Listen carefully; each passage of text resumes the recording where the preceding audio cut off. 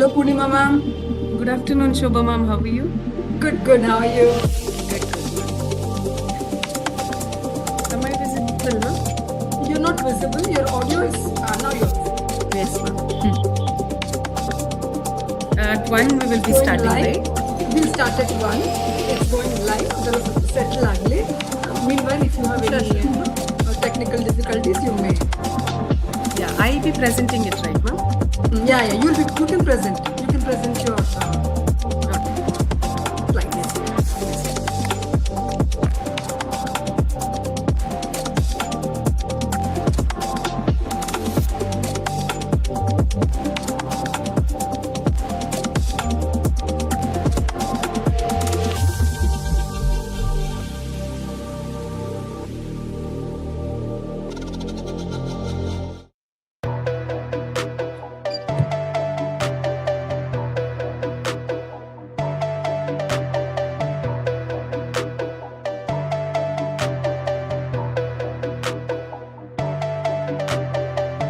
Is it like up to 5 o'clock we will be having the session, ma'am?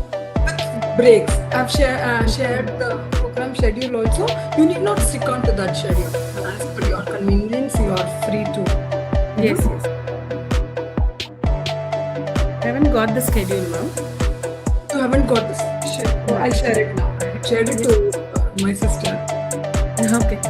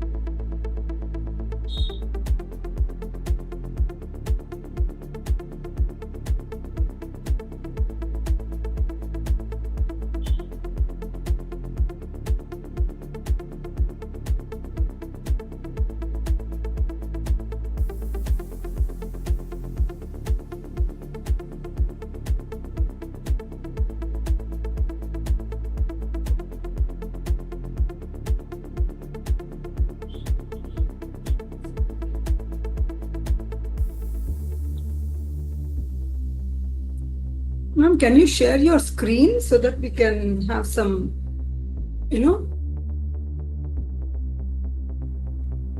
As in PPT? checks? PPT, right? Yeah, you can share your PPT. So that once I finish my introduction, I can pin you. Okay. Yeah. Yeah, is it visible, ma'am? Yeah.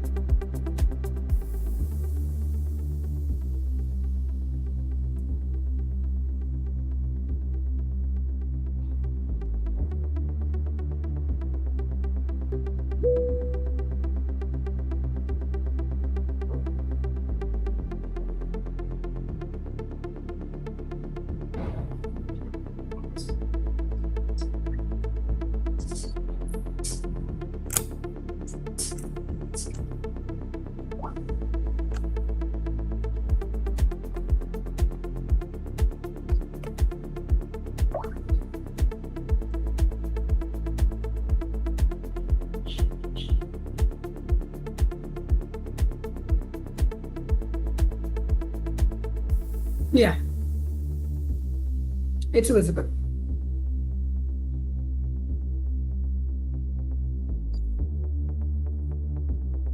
Should we are live, right?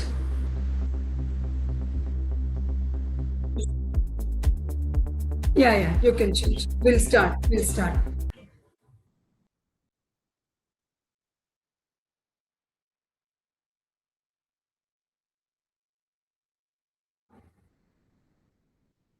Just let me know once you share.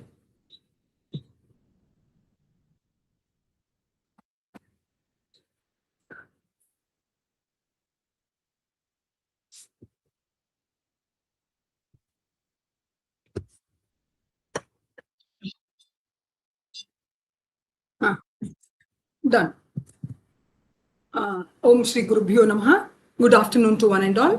ಎಲ್ಲ ವಿದ್ಯಾರ್ಥಿಗಳಿಗೆ, ಮಾನ್ಯ ಅತಿಥಿಗಳಿಗೆ ಹಾಗೂ ನಮ್ಮ ಸಂಪನ್ಮೂಲ ವ್ಯಕ್ತಿಗೆ ಪೂರ್ವಕ ಸ್ವಾಗತ. On behalf of Government Ramnarayan Chalaram College of Commerce and Management, I extend a warm welcome to all the students joining us for day 3 of our 30-hour online value-added certificate course. ಮೊದಲಿಗೆ ಇಂದಿನ live ಸೆಷನ್ಗೆ ಸೇರಿರುವ ಪ್ರತಿಯೊಬ್ಬ ವಿದ್ಯಾರ್ಥಿಗೂ ನನ್ನ ಅಭಿನಂದನೆಗಳು. ಯಾಕಂದ್ರೆ continuous ಆಗಿ 3 days ಇಂದ watch ಮಾಡ್ತಾ ಇದ್ದೀರಾ, ಎಷ್ಟೊಂದು ಜನ ಲೈವ್ ಅಲ್ಲಿ ಇದ್ದೀರಾ, ಆಕ್ಟಿವ್ ಆಗಿದ್ದೀರಾ, ಮತ್ತೆ ವಿಡಿಯೋ ಸ್ಟಾರ್ಟ್ ಆಗೋಕ್ಕಿಂತ ಮುಂಚೆನೆ ಲೈಕ್ ಕೊಡ್ತಾ ಇದ್ದೀರಾ. And we are very happy and glad that we are able to meet your expectations. I request all of you to stay throughout the session, participate actively, chat box ಅಲ್ಲಿ doubts ಅನ್ನ ಮಾತ್ರ mention ಮಾಡಿ, hi bye code ಕೊಡಿ ಅದೆಲ್ಲ ಕೇಳಕ್ ಹೋಗ್ಬೇಡಿ. Doubts ಇದ್ರೆ, session ಬಗ್ಗೆ ಡೌಟ್ಸ್ ಇದ್ರೆ ಮಾತ್ರ ಕೇಳಿ. ಸೊ ಅವಾಗ ನಮ್ಗೆ ಕ್ಲಾರಿಟಿ ಇರುತ್ತೆ ನಿಮ್ಮ ಡೌಟ್ಸ್ ಅನ್ನ ಕ್ಲಿಯರ್ ಮಾಡ್ಲಿಕ್ಕೆ. Please make the best use of this learning opportunity. ನಾವು ದಿಸ್ ಸೆಷನ್ ಇದು ಬರೀ ಕೇವಲ ಹಾಜರಾತಿಗಾಗಲ್ಲ, ಕಲಿಕೆಗಾಗಿ ಅಂತ ಭಾವಿಸ್ಕೊಂಡು ದಯವಿಟ್ಟು ಸೆಷನ್ ಅನ್ನ ಅಟೆಂಡ್ ಮಾಡಿ. Now today's technical session focuses particularly on module 4. We are not sticking on according to 1, 2, 3, 4 atara ಮಾಡ್ತಾ ಇಲ್ಲ. ರಿಸೋರ್ಸ್ ಪರ್ಸನ್ ಅವ್ರದ್ದು ಫ್ರೀ ಟೈಮ್ ನೋಡ್ಕೊಂಡು ನಾವು ಸೆಷನ್ಸ್ ಅನ್ನ ಏನ್ ಮಾಡ್ತಾ ಇದೀವಿ, ಆ ಕಡೆ ಈ ಕಡೆ ಮಾಡ್ತಾ ಇದೀವಿ. So ultimately you have to learn something from this 30-hour certificate course. Now this module 4 covers financial AI and digital literacy. Now in the digital yugadalli, financial awareness, artificial intelligence and digital literacy are essential skills for every student. I'm sure today's session will be practical, informative and highly beneficial. It gives me immense pleasure to welcome our esteemed resource person, Ms. Purnima G, Head, Department of Management, C.B. Bandari Jain College. Ms. Purnima is currently pursuing her PhD in Commerce and she has secured second rank in MCOM from Bangalore University. She has over a decade of teaching experience in the field of commerce and management and has served in reputed institutions before joining C.B. Bandari Jain College. She is a recipient of Best Teacher Award, has consistently produced 100% university results, and she has published many research papers in reputed journals, and she has contributed as a resource person in faculty development programs. Her areas of expertise includes financial management, taxation, digital literacy, e-business, banking, and AI in education. Madam, ನಿಮ್ಮನ್ನ ನಮ್ಮ ಕಾಲೇಜಿನ ಪರವಾಗಿ ಹೃತ್ಪೂರ್ವಕವಾಗಿ ಸ್ವಾಗತಿಸುತ್ತೇನೆ. We are honored to have you with us today, and we look forward to learning from your rich experience. ಈ ಮಾತುಗಳೊಂದಿಗೆ I request Miss Purnima Ji, Madam, to kindly take over the session. Thank you. Yeah, thank Over you to so you. much, ma'am. Thank you so much for that warm introduction, ma'am. I also extend a thanks to all RC College and the coordinators, and for you and my Vice Principal of CB Bhandari Jain College, Shubha, ma'am. And I think so I'll do the justice, ma'am. I'll take over the session. Thank you.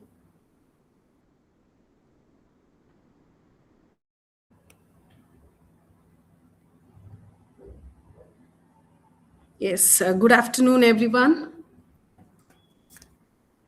So I am Purnima, Assistant Professor working for CB Bhandari Jain College. And today we are in the era where AI has been taken over, and we are in the digital era where AI is taken over, and also we have many aspects like banking, budgeting, and all those stuffs, right? So we are supposed to know how exactly and ethically we are supposed to use all these digital platforms, and also when it comes to AI, how ethically we have to use, and also how we have to inculcate these things in our academics, all those bit. And also coming to financial literacy, yes, financial literacy is must and should. A student has to have all these things in their academic journey. As you all are first year students, I think you must be knowing what is bank, all those bit. But today I'm here to take you through what exactly is AI, what exactly financial literacy that we have to know as a student. So, and also we will be exploring the different kinds of AI that we have, and which will be helping you to do your assignments, tasks which is given by your teachers, but not exactly using entire help from the AI, but how ethically you are using, how well you will be balancing your whatever the talent that you have, blending with AI, that you are going to learn today. And also I'll be focusing on, see, these are the 5 topics that we are going to cover today. One is about what is bank, what are the basics of bank, why bank, and what is the history of banks and how banking came into existence, what are the main aspects that we have to know under banking, and what is UPI, how this UPI came into existence, and how well we are supposed to use this when frauds are there where they are trying to take our money. So how well we are supposed to be matured, and we need to be safer enough in order to take care of all our payments and the account balance that we have. And we will also be learning the different types of digital payment system that we have. And also I'll take you through some different kinds of banks that we have, and also different types of accounts that we hold every day. So all those bits will be covered in the first chapter, as in the first topic. Okay, so please be agile. I'll be asking you the questions right after finishing one or the other topic. So we will have 10 quick quiz questions based on the topic that we will be dealing. So based on that only, we will be seeing how well you have understood the topic. Okay, and coming to the second topic that we have, personal budgeting. One second. The questions, they'll be watching on YouTube live. So if you They're not joining want the here. answer, they can give on YouTube chat. Or I can allow them, but ella banbitre, it'll again, the meeting will be a mess. Okay, So understood. they can give the answer How will in I chat, go? and I can just tell. Huh? Yeah, that's fine, ma'am. No issues then. ಸ್ವಲ್ಪ lag ಇರುತ್ತೆ ಅಷ್ಟೇ, because the live and the meeting some I think 1 minute lag ಇರುತ್ತೆ ಆ ಕಡೆ ಈ ಕಡೆ. Got it. Okay. I thought it was a Google Meet. Huh? No. Students are in YouTube live already, around 165 So I'll not be able to interact with them, ma'am?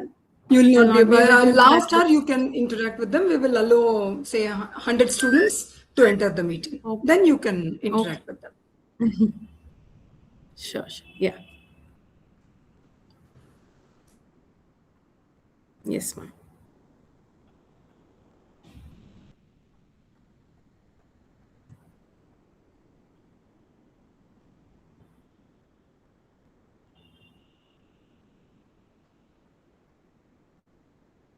Yeah, am I audible, ma'am? Yes, ma'am, you're audible. Okay. So that was about the first topic that we will be having it for today. And coming to the second one, we will be discussing about what are personal budgeting and how financial planning has to be taken care. As a student, is it necessary that I have to budget my finance? Because you will have no source of income. But is it important to have a budget in your mind, and how financial planning will be helping us? So there are some particular rules that you're supposed to follow. Not exactly, I will say it as a rule. It's up to you. How do you take it and take it forward when you start earning? So that topic also we will be covering, and again followed by quiz. And then the important topic, that is artificial intelligence, the introduction to artificial intelligence. We all know widely used chat gpt. So what is AI, how it works exactly? So what are the different statistics of different AIs that we are been using? So who all uses, what is the percentage of usage? So all those bit you're going to know. And basically I'll be helping you with the different AI tools which will be helping, as I told you, which will be helping you for assignments and other tasks. So example, chat gpt, Gemini, and also Perplexity AI, Claude, all those bit. So that's all about the third topic that we will be having. And moving on to the next one, that is AI tools for students. That's what I said. So we will be discussing about more AI tools which will be helpful in order to pursue our whatever the degrees that we have with respect to your commerce management or whatever. And in general sense, which are the AI tools that we will be using for a specific task? What are the AI tools that we will be using? So we will see how exactly these AI tools will be used. Okay. And then the last one will be cyber security and fraud prevention. So these days phishings are more, wishing, smishing. So there are different wide variety of words that we keep on hearing about, how this cyber security hackers will be there and they'll be taking over all our funds, and we will be left as bankrupt at the end of the day. So as a student, how we are supposed to be taking care of our financial matters, and also how we have to save our finance that we have saved under bank accounts. So all those like tips I'll be giving you, how do you secure your accounts, all those things. So that's all for today. So these are the 5 different topics that we are going to handle, and I'm going to facilitate you on what exactly all this. Okay. So without further delay, we will be moving on to the first topic, that is basics of banking, that is UPI, and also it includes digital payments. So what exactly is bank? So bank is nothing but it's a institutions, right? It's a financial institutions which will be helping us to save our money, and also it accept the deposits from public and also lends loan to the needy people.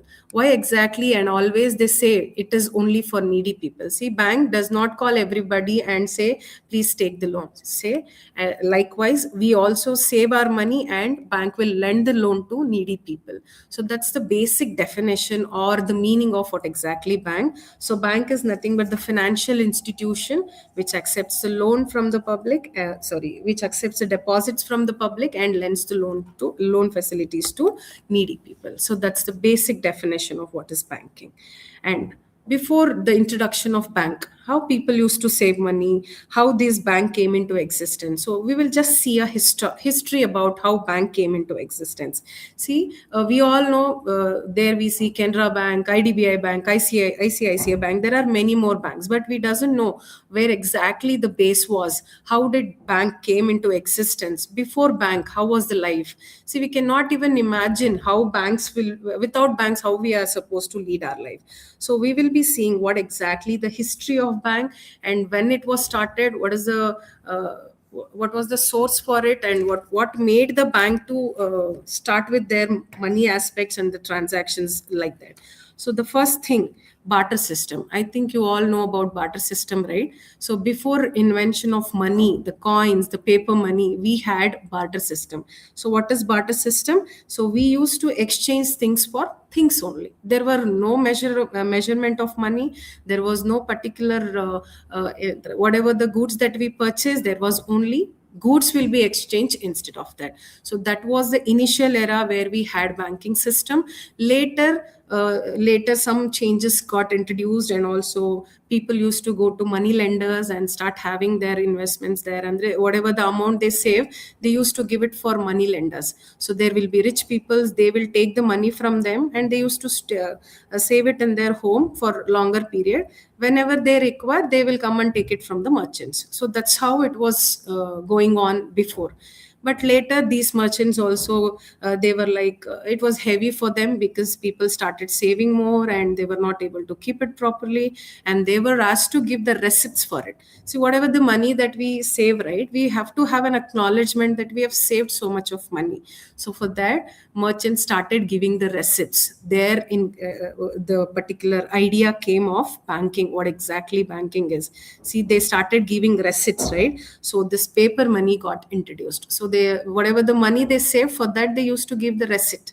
So the receipt made a role of this exchange of paper money, all those bits. So that's when introduction of this money came into existence. Then the trade increased, all the money savers were increased, and there was a necessity for the loans, and also they want to extend their particular business, all those bits. So they started having this merchants, all those things, and they started giving the receipts also. So that initiated to think, why not we have a separate institution where somebody will take care of our money and they will give the receipts like that. So that initiated the concept of banking. And money lenders, people who will keep at home, their own home, they felt it was not safe.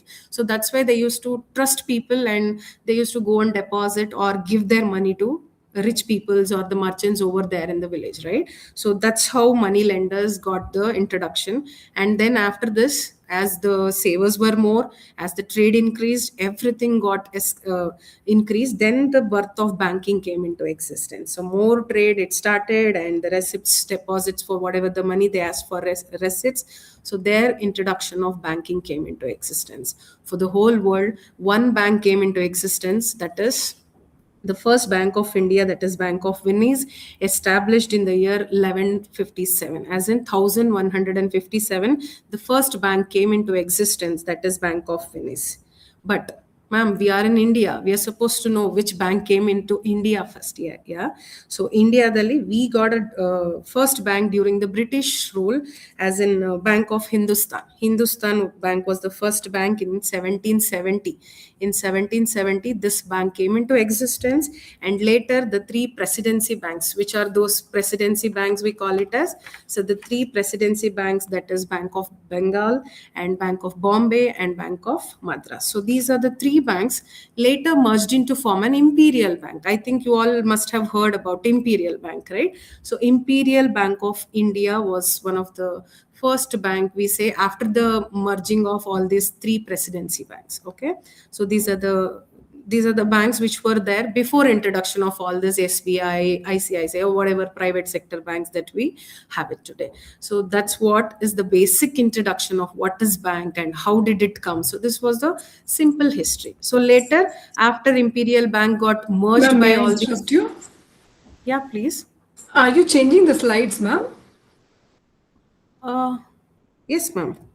No, actually, it's not seen. Now it is seen. Yes. And I'm now sorry. the screen was still. Okay. Now is it visible, ma'am? Now it's understanding the banking system. Correct. Yes. So if it doesn't change, I'll interrupt you. I'm sorry. Okay, I'll make sure it will change. Yeah. Thank you, ma'am. Okay. Where were we? Yeah, Imperial Bank of India. So that was the bank which was merged by all these three presidential bank. And later we got an introduction of State Bank of India. That's a well-known bank for all of us, right? So in the year 1955, SBI, that is State Bank of India, got into introduction. They starts the transactions like accepting the deposits, lending the loan, and whatnot. So it started, and it gave emergence to all the banking related activities. So that's when SBI Bank started. Okay. Before this slide, just go through this slide. Yeah, it has been, it's been explained now. Types of banks in India. Now we know what is bank. Okay, so what is bank we know, and from where did it start, and also what are the different banks that we have throughout the world, and also coming to exactly India, which was the first bank that we had.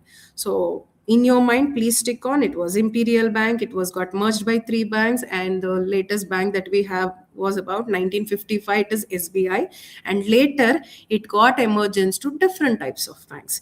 See, these are the four major types of banks that everyone must know. So, as a first year BCom or BBA students, you must have a knowledge of what is public sector banks, what are private sector banks, what are cooperative banks. There are small finance and payments banks like that. See, what is public sector? We'll go one on one so that it will not confuse you. So, what is public sector? Public, the word only says it is public, which is governed by or it is owned by government of India, right? So, public sector banks. So, majority of government owned shares will be there. Ma'am, you're saying it is majority. Please tell me the proper number of shares that will be held by government. Say it is 50% of the shares which will be held by government, majority, like 100% only. If 50% of shares of that particular bank is held by government, then it is termed as public sector banks. There are 12 public sector banks in our India. Okay, so please make a note. It is 12 public sector banks, including all this what is Bank of Baroda, Indian Bank, and there are many examples I've quoted here. Okay, so there are 12 public sector banks. And how do I get to know it's a public sector bank and which is governed by Reserve Bank of India? That is 50% of the shares will be held by government. So that makes a meaning of public sector bank. I think it's clear, public sector. Okay, so these banks are majorly for or majorly to serve public, exactly. And then coming to private sector banks, it's just a vice versa of it. So public sector banks, yes, majority of the shares held by whom? Government. But when it comes to private sector banks, it's all by private agencies as private owners. People will be from different countries, people will be from different sectors. They will come together and form one particular bank. And these are like more shares are held by private people. So that is nothing but private sector banks. I think you can see the example here, HDFC Bank, ICICI Bank. So all these are the private banks that we have in and around. So private banks, which is the less majority, as in the more shares will be held by private peoples. Public banks, whereas government will held more shares. So these are the two minor difference that you might get to know. And then coming to cooperative banks. What is cooperative banks? See, cooperative banks are nothing but these are the banks which will be run by communities, local communities, and there are different kinds of cooperative banks. There will be one particular community for them to help in their regards or whatever the work they do, the small business they want to start up with. So like that, if they want to help that particular communities, so these cooperative banks will come along. So it doesn't mean that it will not help other people, it will take care, but particularly they will concentrate or they emphasize on people who belongs to that particular community. Say for example, Sri Charan cooperative banks. There are many cooperative banks. So whenever you see cooperative bank, please keep in mind that these banks work for one particular community. Okay, and then if I have to mention Amanat Cooperative Society, so like this cooperative bank. So these are people who are concentrating on one particular community, Hindu, Muslim, Atara. They will be having different kinds of community banks. So that is all cooperative banks. And then coming to small finance banks. What are these small finance banks and payment banks? See, nowadays, Ujjivan Bank and PU banks. See, there are many small banks have come up in order to help the small vendors like street. They will be having the shops. They doesn't know where to go and take the loans. So they will be having pygmies, and also they will come and collect daily finance from them. So these are the small finance and payment banks. Payment banks are different. Small finance, these are the people who are concentrating on the small vendors. So they will be facilitated with different, like 10,000, 20,000 loans will be given per day. So these are all small finance. But whereas public sector, private sector, and foreign sector banks, all those things are, so those people will concentrate on the more amount, as in the large amount of loans. But small finance only for the vegetable vendors and people like that, who are roadside people, and also small shopkeepers. For them, they will be helping them, and also group of people who will be like wanting this money facility. So these people will be helping them out, as in small finance bank. And then coming to payment banks, as in Airtel Payment Bank and UPI and that in Paytm Bank, all these banks. So these banks doesn't accept the deposits, but they operate through different kinds of applications. Okay, so they don't literally as we go and deposit money in Canara Bank, SBI, and different banks. They don't accept the deposits literally having a physical branch like that, but they do work as a bank only, but they don't accept the deposits, but rather they facilitate with different kinds of transactions, UPI transactions, all those bits. So that is small finance payment banks. So these are the 4 different banks that we have under types of banks. There are many banks, say for example foreign banks. There are regional rural development banks. There are industrial banks like IDBI, and also there are different kinds of banks which will be built only on to facilitate some particular sector. So those are all there. And foreign banks, for that matter, where their home country, as in home branch, will be in other country, and they will have a subsidiary branches throughout India or wherever it is possible. So foreign banks, where the as in main branch will be in the foreign country, the other banks will be situated here and there, as in the country, different countries like that. So these are all the different kinds of banks that we have in our India. So this was all about the history of what is bank, how did it come into India, and what was the initiation or the inclination that having a bank came into existence. And these are the types of banks. As a student, commonly everybody must know. Okay, I think this is clear to you. Moving on to the next aspect, that is different types of bank accounts that we have. I think we all have bank accounts, right? I think for everything, right from the kids, as in small kids will also have bank account nowadays. So who will not have? So there are majorly 4 types of bank accounts, that is savings, current, fixed, and recurring deposits. I have merged both fixed and recurring. It is based on the time. That's why I have given it in the same this one. So saving account, current account, and fixed and recurring deposits. Saving account, yes, we all know. We all use in our daily life. Everybody has it, saving account. And then coming to current account, this savings account, if I have to say, whatever the money that you save for your future purposes, so that will be there in your bank account. And from that saving account, whatever you have saved so far, so that will be given it to people in the form of loan, as in people who are required. As I told you, the meaning of banking, the loan will be lent to needy people. So needy people will come and apply for the loan, and then they will be getting the loan facilities from whatever the money that we have saved. Not only needy people, the business vendors and business people who want to expand their business or personal loan, whatever the amount requirements are there. So bank will utilize the savings account, whatever the amount that we have saved so far, that amount will be utilized for further purposes. Okay, so that's a saving account. I think we usually get, right, so and so amount of interest has been credited to your account. That message, one message pops up.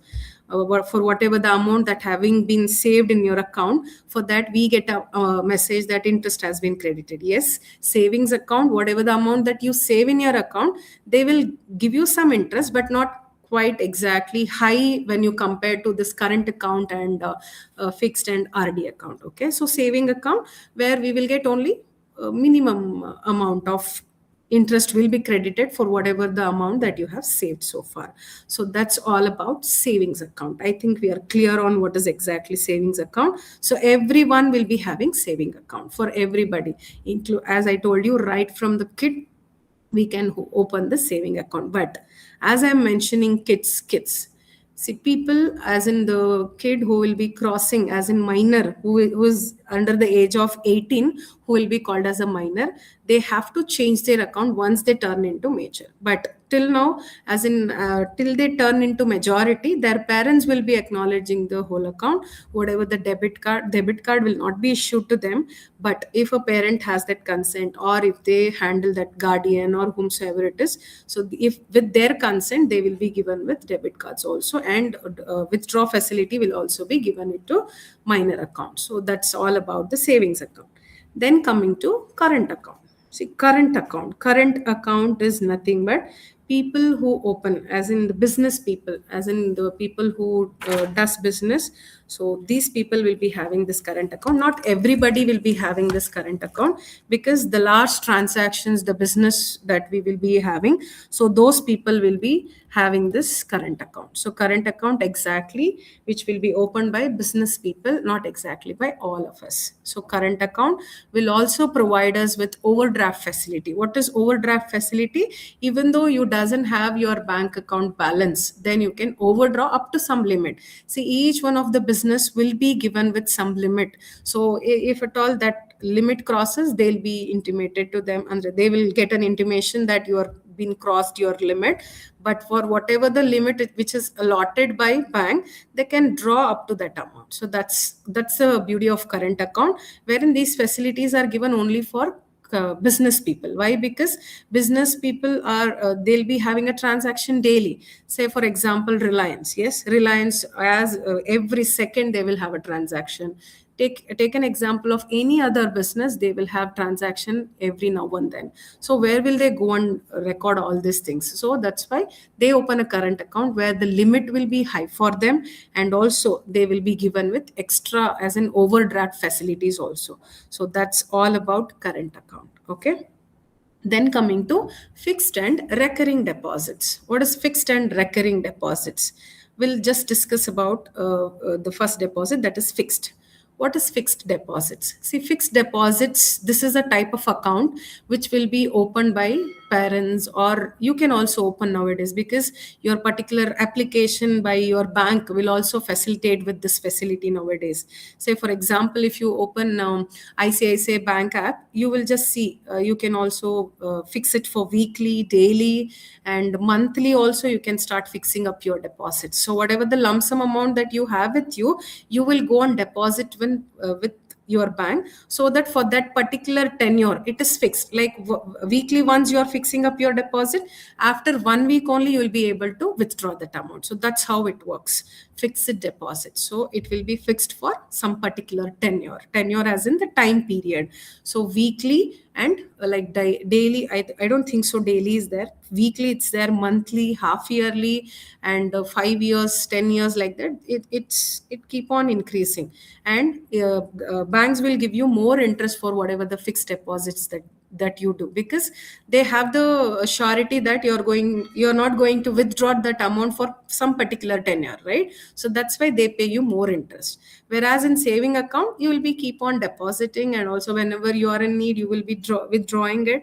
So that's why you get comparatively less interest when it comes to savings account, comparatively high when it comes to fixed deposit. So that's a beauty of this fixed deposit, where we get high interest. Maximum it is 8%, like that, not beyond that. So that is fixed interest deposit, that whatever the fixed deposits that you have done, for that interest will be given by people. And then coming to recurring deposit. What exactly the word meaning recurring?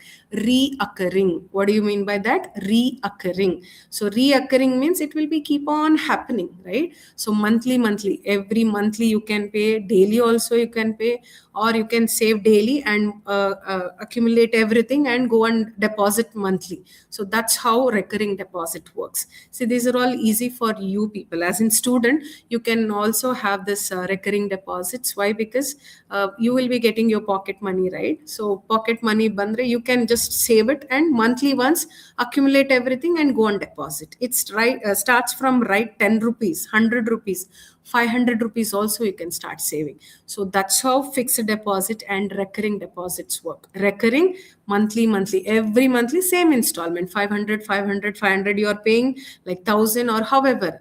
As I said you, it starts from minimum amount. That's called recurring deposits. As the word I said, it is reoccurring. Recurring is reoccurring. So that's the meaning of fixed and recurring deposit. So these are the major 4 deposits everyone must know before you get into a bank, which type of an account that everyone has to have. So this is how banks will be taking care of deposits: saving account, current account, fixed deposits, and recurring deposits. Okay, so far so clear. Whatever the topic that we discussed so far is all about the finance, as in banks, how it is related, and the history, the types of banks, and what are the different types of accounts that we have. Okay, going beyond that, as I told you initially, this particular session is going to highlight you on how exactly bank and financial literacy and digital payments, UPI, how exactly it works, right? So this, as we were discussing about banks, this financial literacy, the word financial literacy is very important for us. Why? Because literacy, everyone are educated, but are we financially literated? So that we are supposed to have a check in our mind. So how do we check? How are we going to get the education on finance? So finance, I'm not asking you to go through stock market certification course and get the certification of financial literacy like that. No, having a minimum sense of what exactly bank, how I have to take care of daily routine, right? So daily routine, all those things will also help you to have a financial literacy. So financial literacy is nothing but where you're going to have a particular information about the finance here, nothing but the amount that you save, so how well you're supposed to take care of it. So that's how we are supposed to take care of your financial literacy. Then coming to the most used and the worldwide, which is in buzz, it is UPI. What is UPI? It is Unified Payment Interface. So UPI, how it actually works, what exactly is UPI? So that we are going to know through this particular topic. Okay. So UPI, when you see what exactly is UPI, UPI is a unified payment interface. So who takes care of all these UPI related aspects, and how exactly it works? Who introduced this? So how exactly and when it was introduced? So all those bit we have to know before we get to know how exactly it works, right? So UPI was introduced in the year 2016 by National Payment Corporation of India, NPCI. These are the particular institution who got the introduction of this unified payment interface, wherein it works 24/7. Yes, before when we used to be kids. Okay, so I'll just quote an example where my father used to give me like some 3,000, 4,000 amount, and he used to ask me to go and deposit in post office so that it will reach his mother who's somewhere. We have to deposit in the post office or wherever the facility is there. I used to go stand near before my school starts. I used to go to post office, stand in the queue, and I have to fill a huge forms, like 2 to 3 forms they used to give. We have to affix it by stamps, everything. So that long queue and the paper that we used to fill in and the details that I ask, and also one digit, if it misses, it will go to different person, as in the account number, as in the place it has to be sent for. Account it was not transferred, but it will be like physically we will be wrapping up that particular amount, 4,000, 3,000, however they give. We will have to wrap it up in the envelope, seal it, and also affix the stamp, and then we have to deposit in the post office. Those post office will take that particular envelopes, and they used to go and deliver that particular amount to whatever the place that we have written in the address column. So that's how it was working then. Now everything has made easy. UPI, within fraction of second, everything will be transferred wherever you are. That's the beauty of this UPI, how exactly they have invented this UPI. Okay, so this was a beautiful initiative that has been introduced by NPCL, that is National Payment Corporation, in the year 2016. So before that there was no UPI, only we used to have this ATM cards, debit cards, credit cards, all those bit. Okay, so that's how this UPI came into existence. So using just a mobile number or some VPA ID. What is VPA ID? So virtual payment address, like I told, right, post office, I have to write a huge address like this. To identify that particular person's account, we use this virtual payment address. That's what is VPA. Okay, so that's how the address will be identified. So it works 24/7. You need not to fix up the time, you need not to stand in a long queue. So UPI got introduction, everybody's life got easy. But how exactly this UPI works, I think you must have used already, and parents also must have used it. But what are the ways that we link into it, and how we have to authorize the PIN, all those things. See, these are the steps that we follow in integrating or in linking our bank account into this UPI. So first we have to link our account. So install that UPI app, any UPI app that you have, Google Pay, Phone Pay, all those things, we will just install it, and we will start having this linking our account. So just with the tap, if you just put your as an insert your phone number, it will take you to the next portal as in next step. So then create a VPI, then scan QR. What is QR? Quick response code. So there will be everywhere QR code, I'll make you the payment. So it's all easy nowadays, everything is within a fraction of second. And then authorize with the UPI PIN. I think the password that we set up in order to pass the payments or approve the payments, that's when it is authorized with the PIN. And then instant settlement will be there. As I quoted the example earlier, if I deposit in post office today, after 4 to 5 days, it would go to native, and that my grandmother will be receiving that amount. But now within fraction of second, instant settlement will be done. So there will be different people who are involved in progressing this particular UPI payments. So they will take care of everything. So automatically with the help of AI, everything. So within some fraction of second, everything will be transferred to your account. Okay. So common digital payment modes that we have: Google Pay, Phone Pay, Paytm, and also BHIM. And then nowadays, all the mobile bankings, as in your applications, what is it? ICICI Bank, Bank of Baroda, Kotak Mahindra Bank. So there are many banks which will help us to have this scanning, having QR code scanning can be done using the mobile app only, as in the banking app only. You need not to depend on any payment banks as in UPI, Google Pay, nothing. You can just open your mobile app, you can just scan it from your whatever the bank, registered bank you have. Say for example, if I am using Bank of Baroda Bank, my account is in Bank of Baroda Bank, then I just open my UPI app, Bank of Baroda app. There will be instructions where I have to go through and scan it. I make my payment. So that's how all the banks are also improved nowadays, and everything can be done in, using your mobile applications only. And then internet banking, yes, internet banking facility is also there, where lump sum of amount has to be transferred from one person to another person. You can also transfer easily. And then we have other digital payments mode. One is debit card, the other one is credit card. You all must know the difference between debit card and credit card. No, ma'am, we already know. Yes, you already know the same card, but has the different features. So debit card, for whatever the balance that your account possess, only that balance will be utilized. But when it comes to credit card, there will be no balance, as in your own balance will not be there. They will be given in the form of loan form. So that particular, like 2 lakh limit, 3 lakh limit, they will give you. Up to what extent is your credit utilization limit is there, you can use up to that. So that's also one of the way of having this digital payments. Then debit card, credit card. In debit card also we have Visa card, Maestro card, and tap. Nowadays Wi-Fi enabled cards have come. Tapping is allowable. So these are all the upgradation that they are keep on doing. So that's all about debit and credit cards. And then digital wallets and prepaid cards. I think you all are aware, right?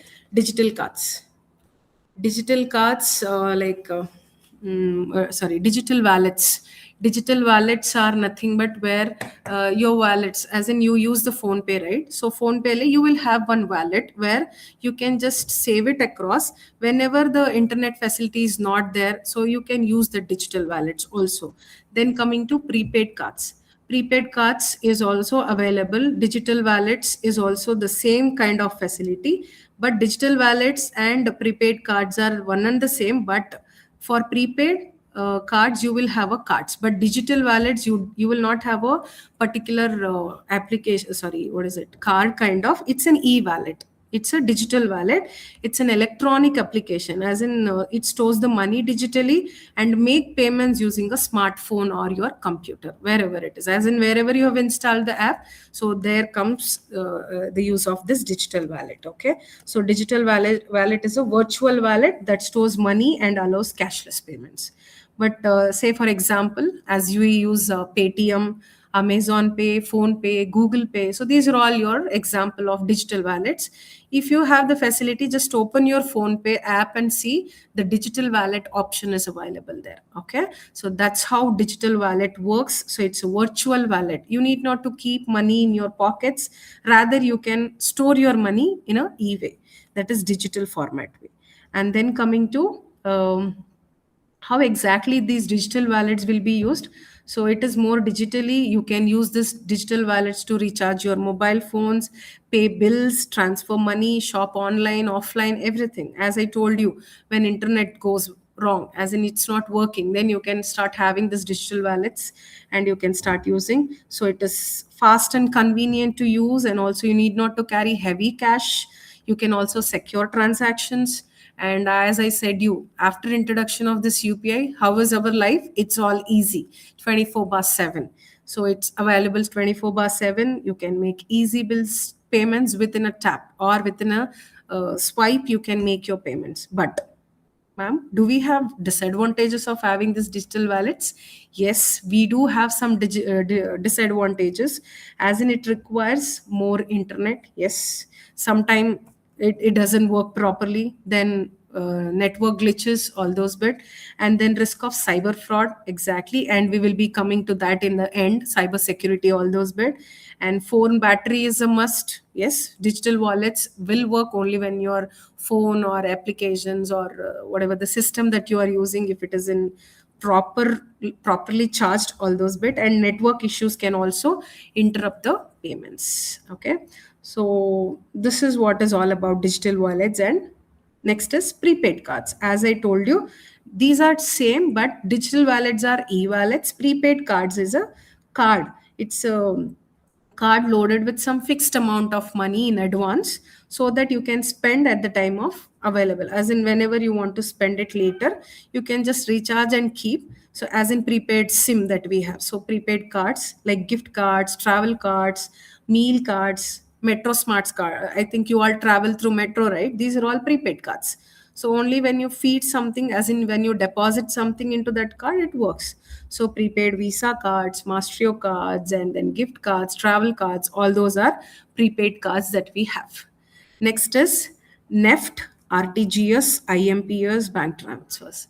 See, these particular facilities sounds different for us, because as a student we never had an opportunity to go and have this transaction, right? So that's how but we will be exploring on what exactly NEFT is, how RTGS works, and also IMPS works. So what is NEFT? So there are particular full form or abbreviation of this NEFT, RTGS, and bank transfer, as in IMPS bank transfers. See, as a student, we must have this knowledge of what are these NEFT, RTGS, and IMPF bank transfers, all those things. See, NEFT stands for National Electric Funds Transfer. National Electronic Funds Transfer. So it's a electronic payment system used to transfer money from one bank to another bank across India. Across India. The word, as in the word only says, it is National Electronic Fund Transfer throughout India in batches throughout the day. Banks will be initiating these NEFT facilities, but it is only best for small to medium value transactions, and it is instant transfer, as in it will be sending by batch. So that's why, like, it will be like instant transfer is not possible in this NEFT, but nowadays IMPS is mostly used because instant transfer will be done. So NEFT is basically, it is suitable for large amount and it is available 24/7. As in, if you have a net banking facility opted from your bank, then you can easily use this NEFT facilities. You can also do it on your own. So if your parents have enabled this net banking facility, just go through it once and check how it has to be enabled and used. Okay, so that's all about the NEFT. And coming to RTGS, so real time gross settlement. RTGS, it's an electronic fund transfer system where money is transferred immediately and individually. So here up to 2 lakh, minimum amount will be 2 lakhs. So large value transactions will be sent here. So no maximum limit. Minimum 2 lakh amount has to be done in order, in order to have this RTGS transaction, we will have this minimum 2 lakh amount. So where we use this, when you purchase any asset or when you purchase any house, you have to pay some suppliers who have taken the credit facilities, or you have to transfer a high value transaction, because in UPI payments only 1 lakh is a day limit. You cannot transfer more amount. Ma'am, you had said UPI works more instantly than all this. Then why not UPI? Why can't we use it? Yes, you can also use, but there is a limit of 1 lakh per day. But these facilities are no limits. So you can just have your transaction 24/7. So that's all about RTGS. And then coming to IMPS bank transfers. So it is immediate payment transfer service, as an immediate payment service. PS stands for payment service. So it's an instant that is electronic fund transfer system, available again 24/7. It is including Sundays and holidays. There is no holidays for IMPS, all those bit. Okay. See, here is the differences I have quoted here. And immediate transfer will be there and works through mobile banking, internet banking, ATMs, and also suitable for all the small scale and medium scale value transactions. So that's what is all about these three digital payment modes. See, look at the bifurcations that I have made. The feature speed, yes, NEFT, as I told you, the batches will be 30-minute. RTGS real time, that is instantly transferred, and IMPS instant 24/7. And then minimum amount, no minimum amount for NEFT, and RTGS there has to be minimum amount, and IMPS also there is no minimum amount. And who can use it best? So where we can use it best? For NEFT, it is for routine transfers, and RTGS high value transfers. And if you are in urgency and immediate payment has to be, then you can go ahead with IMPS. And how it is available? All the three facilities are available 24/7. Okay. So which should we use? See, as a student, under 2 lakh, that is UPI, you can use IMPS also. But when parents are allowing you to have this transaction, just have a try once. Not as a student, you can experience all these facilities. So you can just help your parents to get all these facilities. So these are all used only for the larger amounts, but within 1 lakh of UPI payment, you can go through it, as in use all this UPI only. But if it is more than 2 lakhs, this RTGS will help you out. And with no minimum limit, NEFT and IMPS can be done. And then the last one, contactless and tap to pay. As I told you, contactless. You need not to contact them. You need not to give them card. Contactless payments will be then, and also tap to pay. Just if you tap on the particular device that they have in order to swipe up your cards, so that will help you to tap your, have your transaction.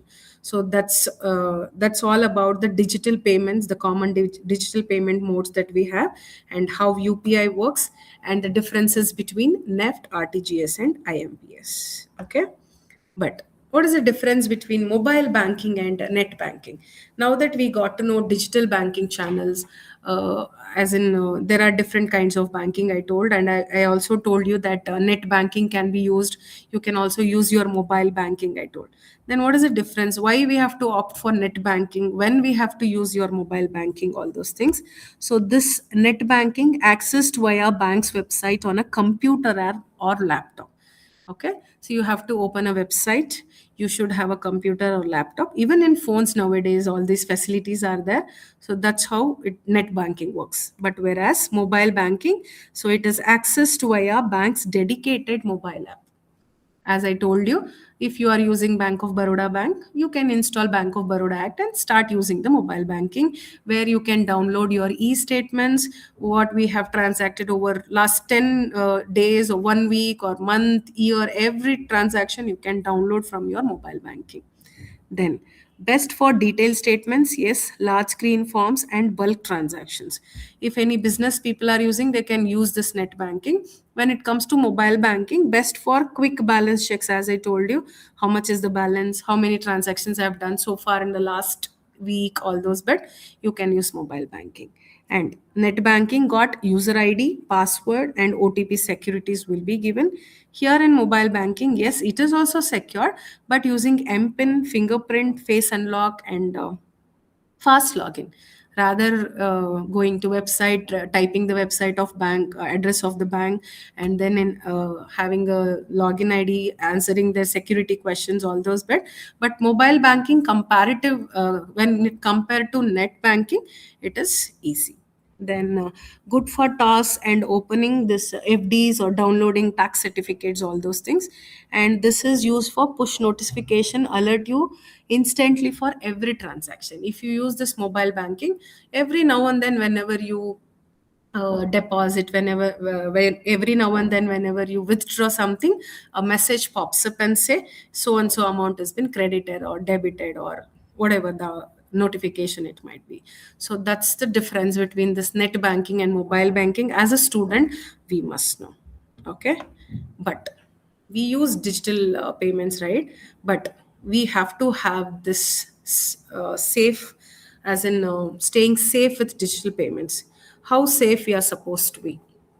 How safe we are supposed to be whenever you are using digital payments? Ma'am, just now you said digital payments have made our life easy, and we can use this digital payment 24/7, everything, but we have to use it wisely. So that's what is financial literacy that we meant, right? So whenever you are using this particular digital payments, so you are supposed to make it convenient and also fast. So that's why you will go with digital payment.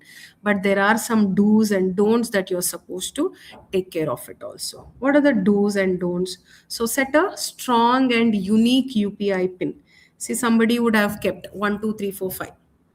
Do you think it's a proper password that anybody can keep? No, right? So that's how you have to take care of your UPI pins. So you're supposed to take care of your UPI pin. So you cannot keep continuous. Nowadays, it's not accepting only. If you keep continuous passwords, as in 12345 777 888, like that continuous digit, if you keep, it will not be secured. Anybody can easily guess your particular UPI pin. So that's the do thing first. Set a strong and unique pin and change it periodically. Periodically, as in 15 days, once, 1 month once, like that. You can keep on changing your particular whatever the pin number that you have set so far. And then verifying the payee's name. Before you pay anybody, just verify as their name. Once it is done, you will have to follow a multiple procedure to get back those amount, whatever you have spent, as in sent to the particular UPI address. So to be at the safer side, you're supposed to take care of your payee's name. Whomsoever you are paying, that person will be called as payee, right? So that payee's name, you're supposed to be taking, you are supposed to take care, and you have to ensure you are sending it for the right person. It doesn't mean that you cannot get back. Yes, we do get back by after filing complaint or whatever the different procedures that we have to undergo. But instead of having all these procedures later, as in having facing all these procedures later, you can still check the particular name that you wanted to send and then go for. Then the next is check for HTTPS and whatever the payment website. So padlock symbol, is it locked one? You get the symbol of lock there. So is it available? So when shopping online, you have to be very much sure, because there will be false websites where they will take your amount and fraud you. So that's why you have to check the website address first properly. Are you paying it to the same website or not? Okay. Then enable transaction alerts. See, I know students don't like notifications, but as a proper financially literated people, you must be enabled, as in you must enable your SMS transactions alerts and whatever the app notifications are there, everything you must enable. And also email alerts also should be subscribed. I know emails you don't check often, but you have to subscribe for whatever the alerts that will be sent by bank, and you have to take care of email banking also, as in whatever the notification which comes. So these are the do's that you have to do. Then what are the don'ts? You should not do it when you are thoroughly ready to use your digital payments. You are not supposed to do this. One is never share OTP, UPI PIN, or CVV. I think you all have seen CVV value, card verification value, as in your debit card. Just go home and check your debit card. Behind that, there will be 3 codes. Okay, CVV, that is card verification value.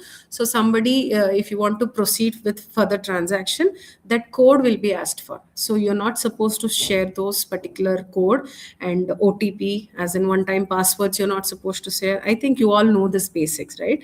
ATM pin you must not share with somebody, and passwords also better keep a strong password and don't share.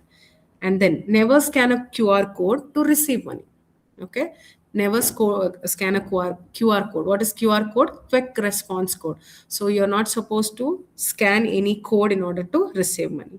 And then coming to, don't save card details on unknown websites. There might one notification arise. As per RBI guidelines, you're supposed to save this card for further transaction.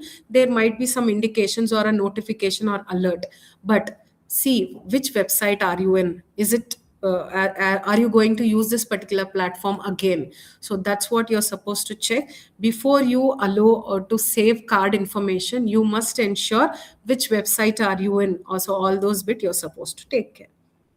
Then if you see that particular website is whatever the website is fraud, or it is not proper website, or you find it to be malicious, you can just click on don't allow. It will ask for your permission. Rather we don't read any instructions, rather we press allow for everything. We're not supposed to do it. You read the instructions and then press whether to allow or don't allow. Okay, so don't click on unknown links.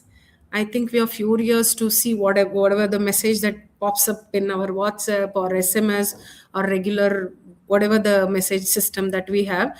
You are very furious and you will click on that particular link where it hacks all your details. But check whether the link is proper, from whom have we got, everything has to be properly checked, and then start having the download or whatever the pressing on link or what you want to pursue next. So then you have to check and then you have to move ahead with whatever the transactions that we have to do.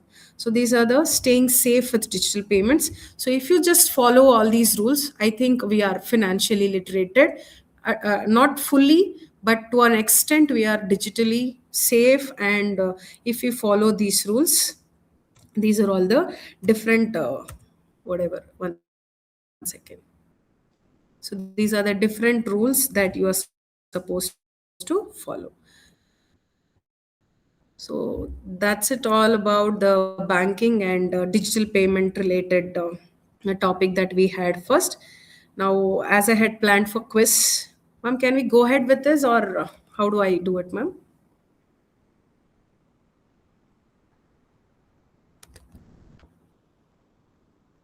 Am I audible, Shobha, ma'am? Can we go ahead with the quiz, or how do I do?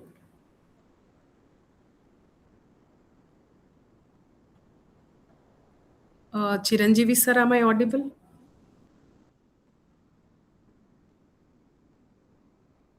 Okay. The quiz we can see later, right? Okay, no issues. Yeah. Thank you, sir. Okay. Yeah. So, as it has been intimated, we will see this quiz part later. And whatever the doubts we will be having at the end, whatever the discussion, then we will continue. Just a moment.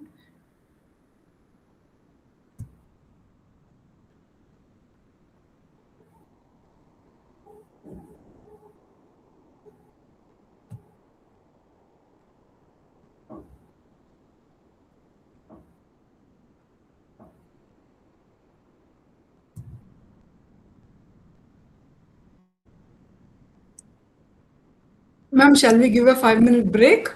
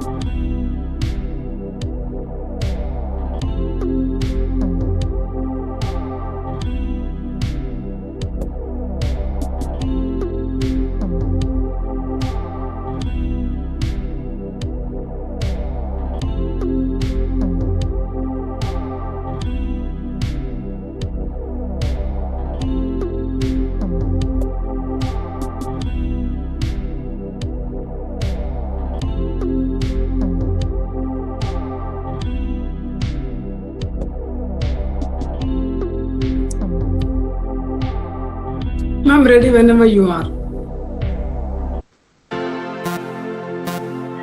Yes, ma'am. Yes, ma'am.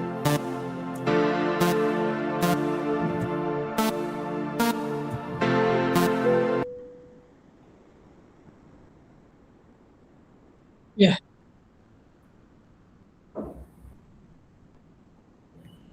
Okay.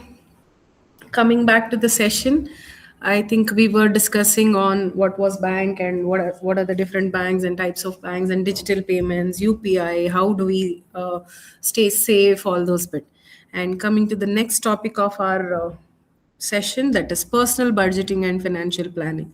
See, before we go ahead with this personal budgeting and financial planning, we must know what is KYC. I think I forgot to tell you in the previous session that was about KYC. See, here is the details of what exactly KYC is. KYC is nothing but know your customer. See, know your customer is supposed to be taken care by, as in it's an initiative by all the banks and financial institutions to verify our address and our identity, all those things. So what exactly they do, what is the importance of this KYC? So know your customer. If you know your customer better by their identity, by their address, their phone number, and all those things, whatever the details that the customer is having. So the documents that we will be producing in order to check have our KYC is, I think the first and foremost, it is Aadhaar card, and then PAN card, passport, voter ID, driving license. These are all can be used for identity proof.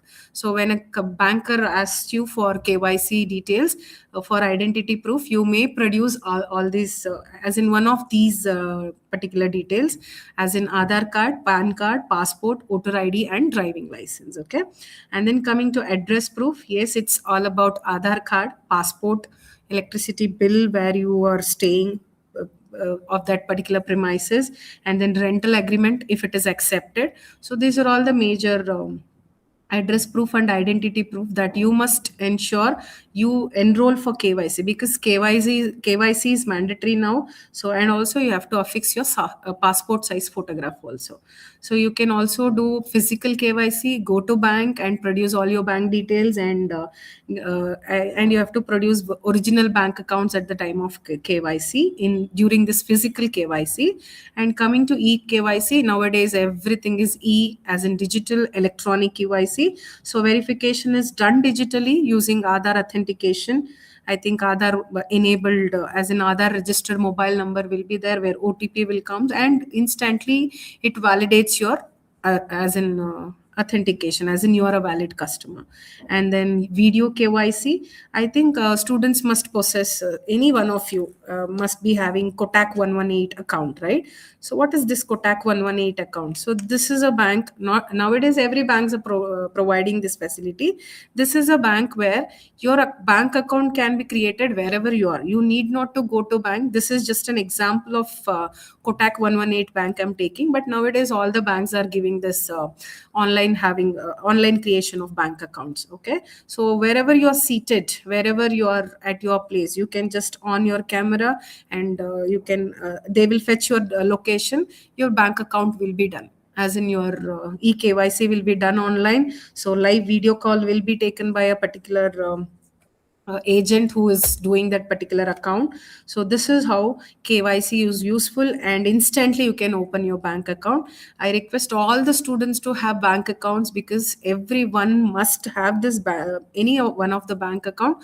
Why? Because I think in future whatever the topics that I have included all about the scholarship, because scholarship, if you have to receive from any government portals or any officials for that matter, you need to possess a bank account. I think so nowadays nobody will be there without a bank account. I'm ensuring that all the students over here will be having a bank account. So please have bank account, because scholarship, and as a student you must be you will be asked for different purposes, so it is better to have the bank accounts with you. Okay, so that's all about the banking topic. And then coming to the next interesting topic, that is personal budgeting and financial planning. Ma'am, we are not earning anything, how can we even budget it? That might be popping up in your mind, right? It is personal budgeting and financial planning.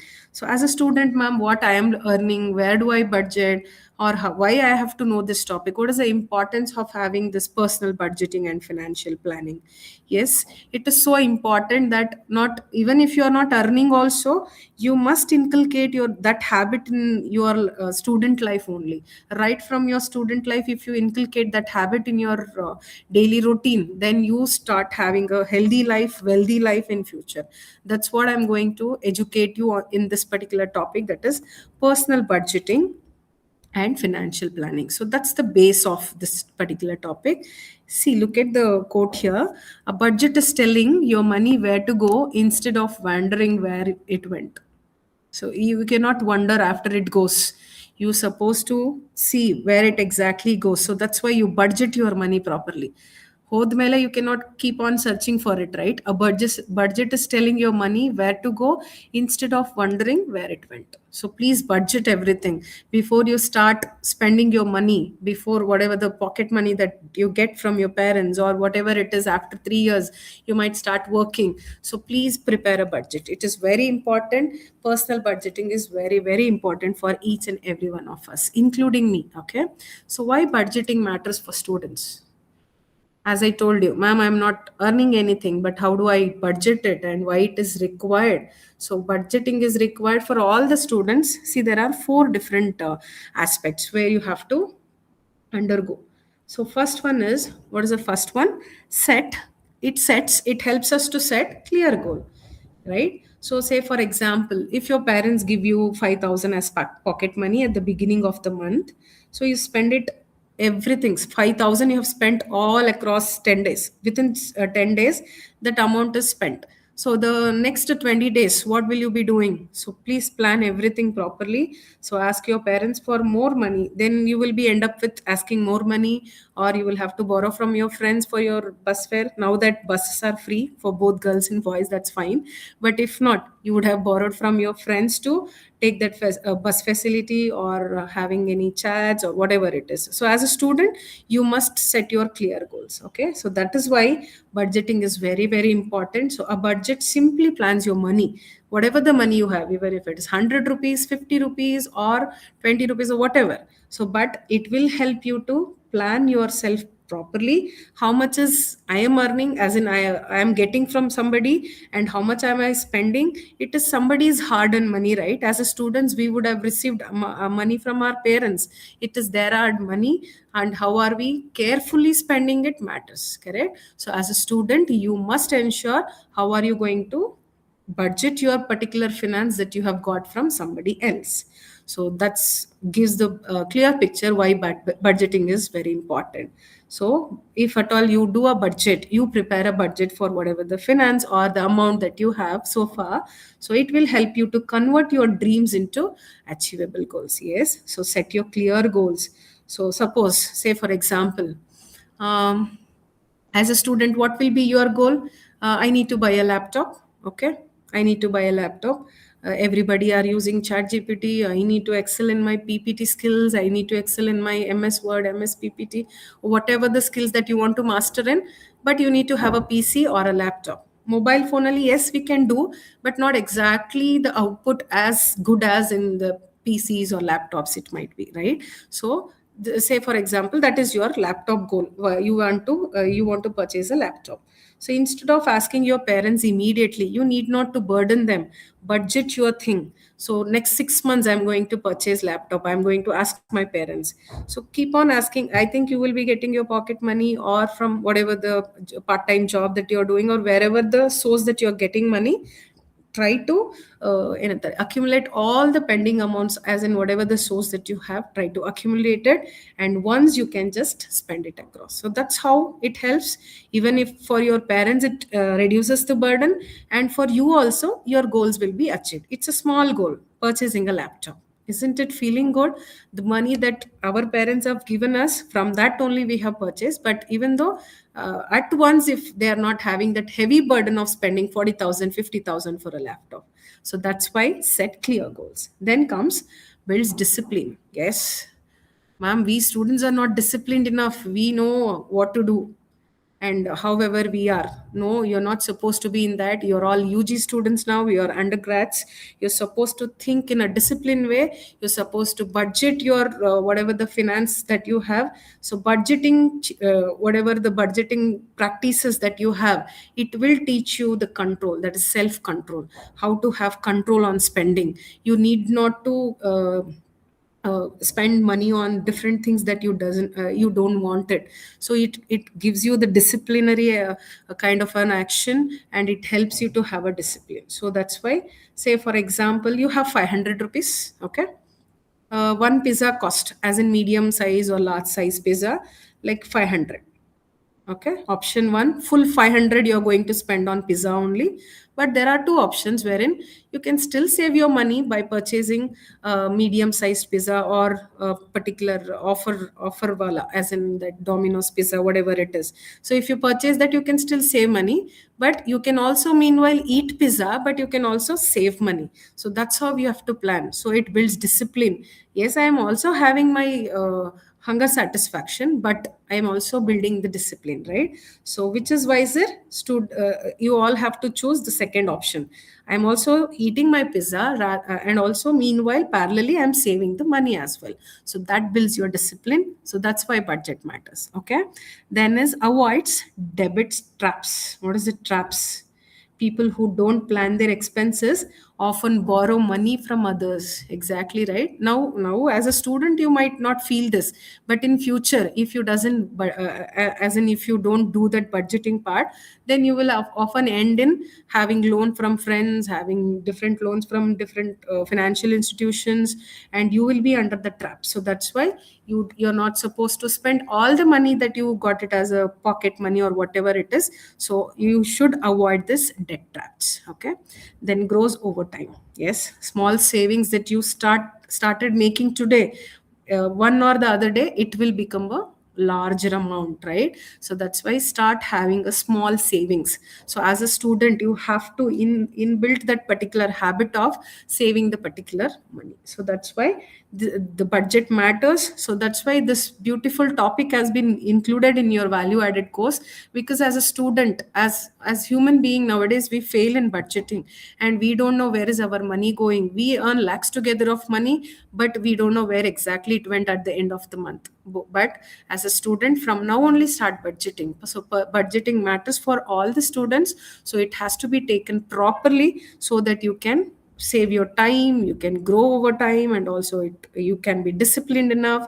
Somebody will appreciate you, your parents burden will be reduced. See, there are more advantages, correct? So that's why budgeting matters. See here, you have a rule also. I think I told you in the initial class, right? As in when I started the session, I told I'll be telling you the budget rules. But I also mentioned these are all not particular rigid rules that you're supposed to follow, but you can just inculcate or try if these particular plan works out for you. Okay. 50-30-20 rule. Whatever your expenses or whatever your savings, whatever the amount that you have, divide it in 50-30-20 pattern. Okay. I know it is very easy to say this pattern, but I know it's very difficult to follow, but not exactly these percentages that I've mentioned over here, but you can divide the income according to your convenience also. You know better your earnings. So this is a general rule that I have given you. You just see, because these are the rules which is given by financial experts. See, there are researchers have undergone under this. So they have given one particular pattern for everyone, saying how this however this as in whatever the money that we earn, how we are supposed to divide it. So 50%, 30%, 20%. So I have divided it as 50% needs, 30% wants. What is exactly needs and wants? You always get a confusion, right? We get confused, we feel perplexed. Is it needs and wants, these two are same, or it is one or the different? It is different. I'll tell you how it is. Needs are essential expenses. Okay, see, I have mentioned over there at the end: mess, hotel, transport, books, essential, mobile recharge, course materials. See, for a student, these are all the things you require, right? Food, I think basic is food, that's your need. Yes, whatever the PG or the home that you are staying in, I don't think so students will be paying the rent, but your parents are paying, right? So you will have to make sure. And somebody might be staying in hostels and PGs, they have to make sure the expenses are properly divided. And college fees you're supposed to pay, books you're supposed to pay, transportation you have to take care of it. And health will not be same as we are now today. It might be in future you might lose your health, so medicines has to be taken care. So these are all comes under the category of needs. Exactly. Then comes wants. What are wants? I need this. It's all non-essential, but it says if I do this, my life will be enjoyable. That's what is 30% want says. But what are the examples of wants I have mentioned here? Eating out. Yes, I have to juggle out with my friends out, and I have to start having snacks, all those things. Yes, eating outside is permitted, but some extent you're supposed to restrict yourself. And video games subscriptions that you are taking, so please be aware before you take any video game subscriptions. Purchasing new clothes, yes, it's allowable only when some festivals or whenever it is needed, not exactly weekly shopping. Whenever you go, you start purchasing, so that restricts your discipline. Okay, so 30% wants only you're supposed to spend.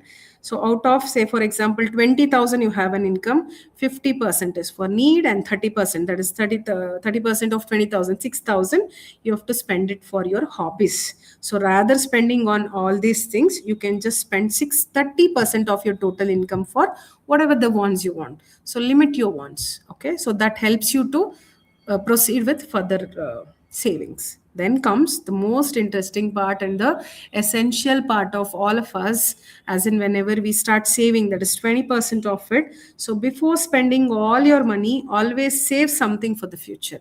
Say for example, as I told, 20,000 is the budget that the example I've taken. 50% of 20,000 is 10,000, right? Then 30% of it is 6,000. Now how much is the remaining amount? 4,000. So that 4,000 will be kept aside for your future medications, or an emergency falls in, or any emergency, anything. See, emergency food, future purchase, or you can also see the example that I've quoted, as in SIP, systematic investment plans. I'll come to that later. Or repaying any small debt. You can also help your parents. So like that, you can plan your budget, as in plan your earnings, whatever the earnings, part-time earnings that you have, or whatever the savings that you have saved from your parents who are giving you pocket money. So that will fetch you the savings of 20%. So this is about 50 30 20% rule. See, this is what the bifurcation I have made for 10,000. You can just see this: needs 50%, and then wants 30%, 20%, 2,000. As in 10,000 has been divided. So 50 30 20 rules applied all over the world. Okay, so this is how the financial experts have been given how we are supposed to take care of our savings.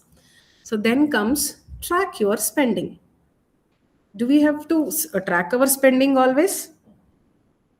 Yes, we do have to track our spending. So if we have amount, we will be keep on spending. Say for example, you have 5,000 in your UPI balance, as in your whatever phone pay, Google Pay that we use.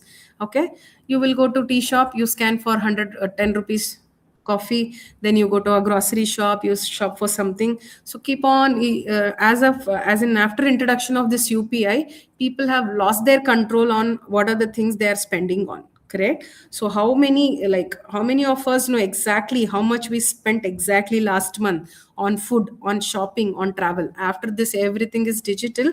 We started using this UPI like anything. Wherever you go, just scan it and pay, come back. But we never know where is our money going. Are we on the track? Are we spending whatever the earnings that we have? Are we spending more than that? We doesn't have a track. So as in we don't have a track. So that is how it is very important to track all our spending. See, there are some particular apps where you can use for tracking your expenses. See, I think it is small in the font, but I can also tell you, like Wallet app is there, Money Manager, Walnut, So there are different applications where it will help you to have a particular expenses tracking. So how much you spent, where you spent, which category of as in food, how much have you spent, travel, how much have you spent, shopping, how much have you spent. But you can also use Excel spreadsheet. Okay, notebook or spreadsheet. What is spreadsheet? It's just as an Excel sheet that you have in your Microsoft Excel. All of you, please install Microsoft Excel in your phones. I know most of them would have not installed by now MS Word irala, Excel irala. So please install that and open one particular sheet and start jotting down whatever you spent on a daily basis. Say for example, July 1st, I spent for lunch 150. Make 3 columns: serial number, date, expenses, or amount. So these are the 3 columns. 1st July, I have spent expenses for lunch 150 rupees. 2nd July, I have spent my amount for bus fare 50 rupees. 3rd July, mobile recharge 299 rupees. So like this, you can use different applications and then start having your spending track, okay, as in your expenses track.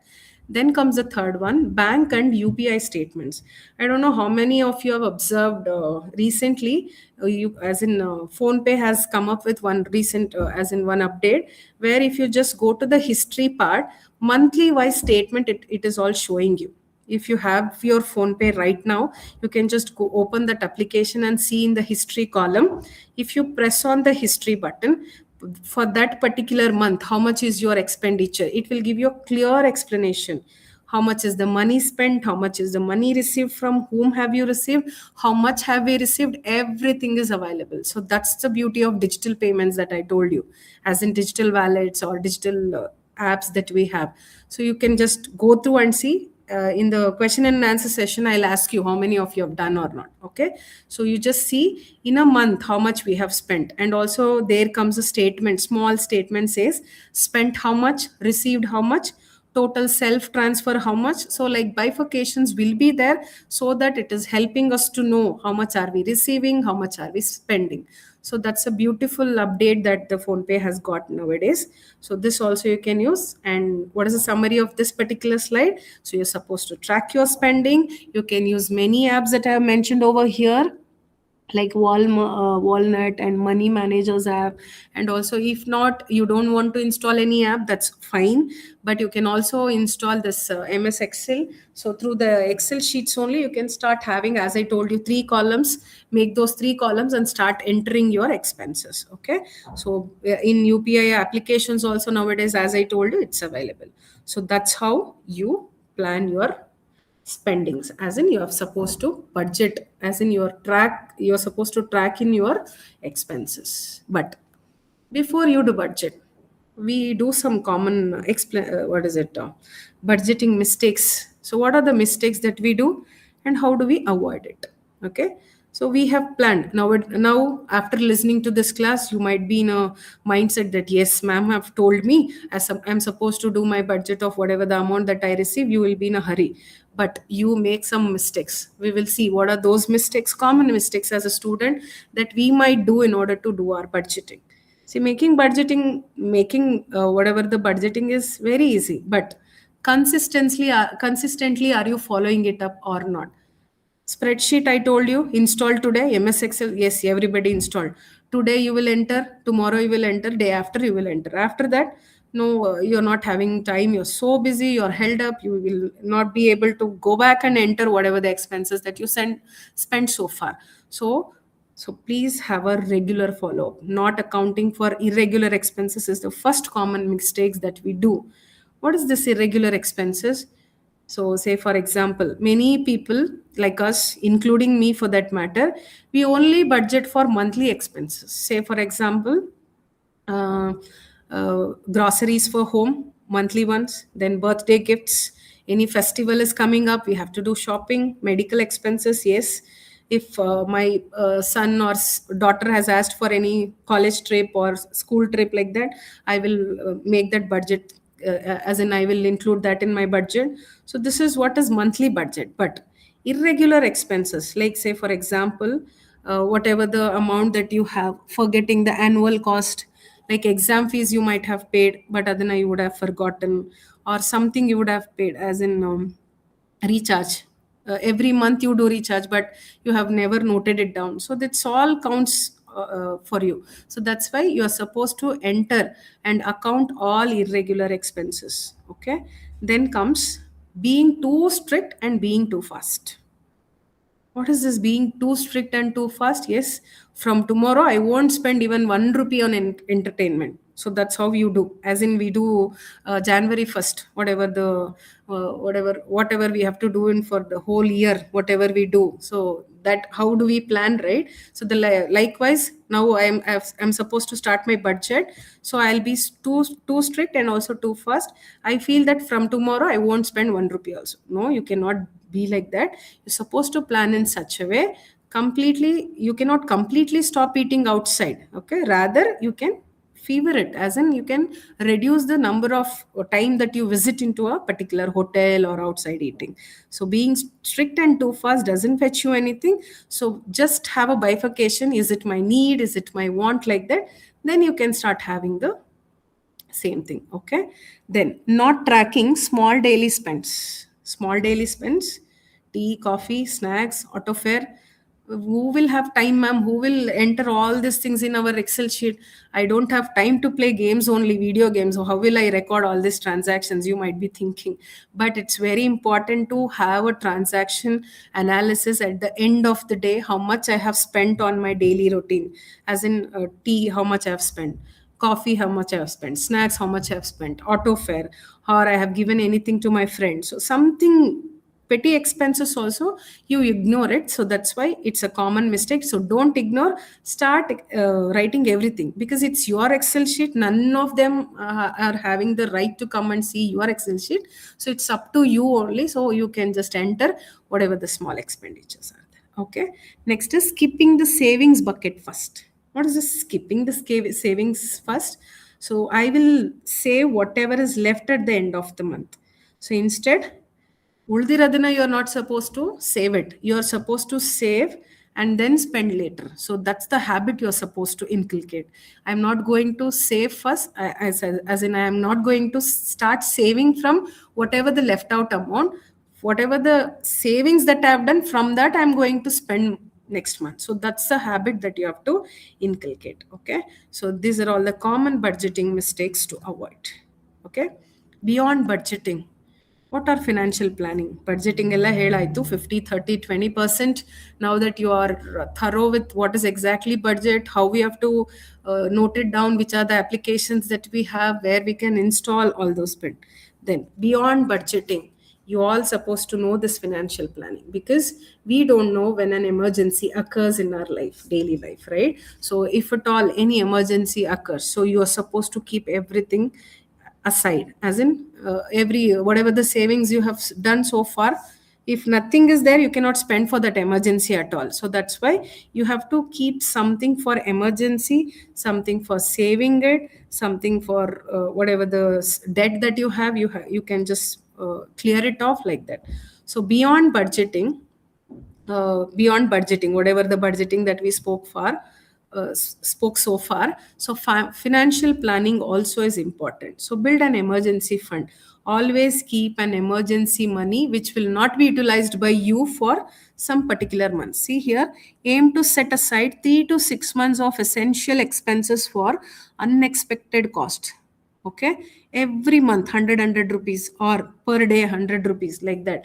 An emergency fund is the money which is kept aside for any unexpected situations. Say for example, medical emergencies, job loss, somebody might in the family might require it an emergency purpose, or some vehicle got repaired. So whom do you go and ask for? So that's why you have to keep an emergency fund. 3 to 6 months worth of essential expenses, you can keep it as a emergency fund. Okay. Saving versus investing. Yes, saving and investing is same. I'm just keep on having the savings 100 rupees daily in my account, and I'm saving it. Is it both same, saving and investing? No, saving is keeping money safe, but investing, you're going to grow your money. You're going to invest, as I told you, SIP, as in systematic investment plans. You're going to invest your money systematically. Nowadays PhonePe also has that application, as in that availability. All of you can go and visit your PhonePe. There, if you search SIP, it comes to best SIP funds you get. So there are multiple investment options are there, but you cannot invest, but you can also start with daily SIPs. It starts from 0, and also Choti SIP at 250. There is an option. You can just go to it and start saving. Meanwhile, you can also invest. So there is a difference between saving and investing. So please have it in mind. Saving versus investing matters a lot. Okay, so you should know the difference. Saving, you're just keeping it idle at home, at the locker or in the cupboard. It is all about investing. Investing means you are investing somewhere to grow your money by having some interest out of it. As I told you, the 4 types of accounts, in that fixed deposit and recurring deposit. So these are the particular domains where you can invest your amount and get some instant interest. Okay, as in whatever the particular tenure will be. So these are all savings versus investment. Then learn early about credit. See, as you all are student, ma'am, I no need to scratch about what is credit card, what are loans, what is home loan, what is credit card, nothing. But you all should be aware of it. Ashte. Andre, you're supposed to know what exactly loans, how does it work, how do I take education loan, how do I take home loan, as in your parents, and how does this credit card works, all those things. Say there are people who, who will not be interested in all these things, but in future it might be helping you to have a good credit score. I'll tell you about the credit score also. Next, set smart money goals. What is smart money goals? So look at the abbreviation. At the end we have this quiz also. Okay, specific, measurable, achievable, realistic, time bound. You have to have a smart goals. Please remember this keyword. Okay, you have to be smart.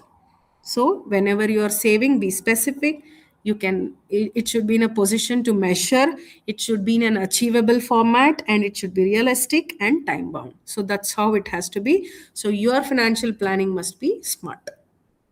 See, as I told you, you must know your credit score. As a student, you might apply for education loans, scholarships. You might get from SSP portal, NSP portal. There are various scholarships. I think in colleges, they might let you know to apply all this scholarship and grants that you will be getting from Government of India, and also other private agencies for that matter.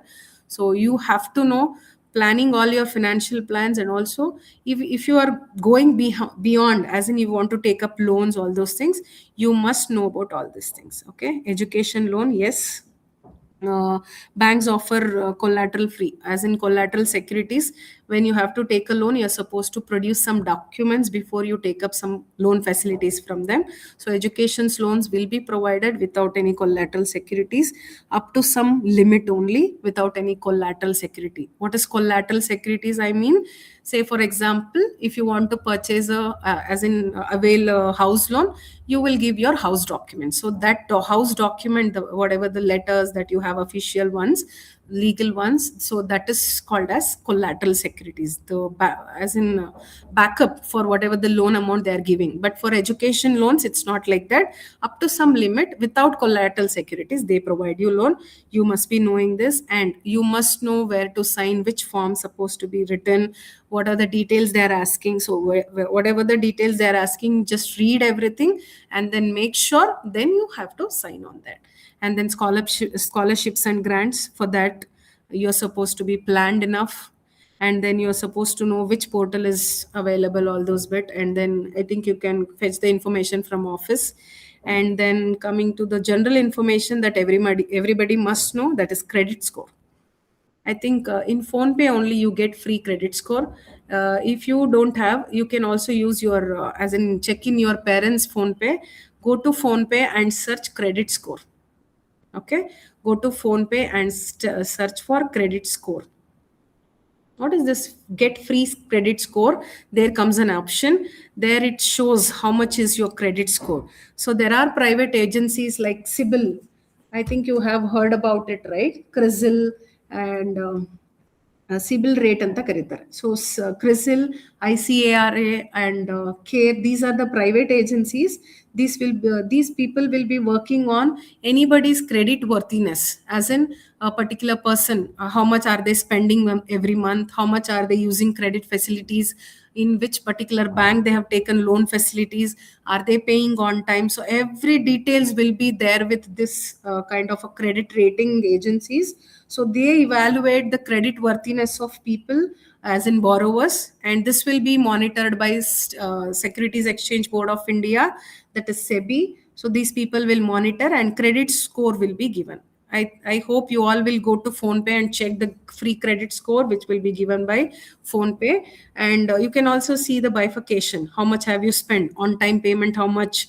Credit spends, how much? Credit age, how much? And since how many years you are having this credit facilities from different banks. So all this credit age also will be counted, and how many enquiries you have done to loan. Every details will be tracked. So that's how credit score will be matter to you. So as a student, please know CIBIL score, athwa we also call it as credit score, which will be given by CRISIL, ICARA, and then CARE. So there are multiple institutions, as in private agencies, who work on this credit score given. So this PhonePe is also one among them. And every 30 days, you can have a fresh credit score. Andre, it will track every month, right? So you can have a fresh 30 days once, you can refresh and check your credit score. And after this session, at the Q&A session, I'll ask you what is the credit score that you have got. Okay, be prepared for that. And then the last one, start building credit early. Okay, so as a student, credit card used responsibly. Just a moment.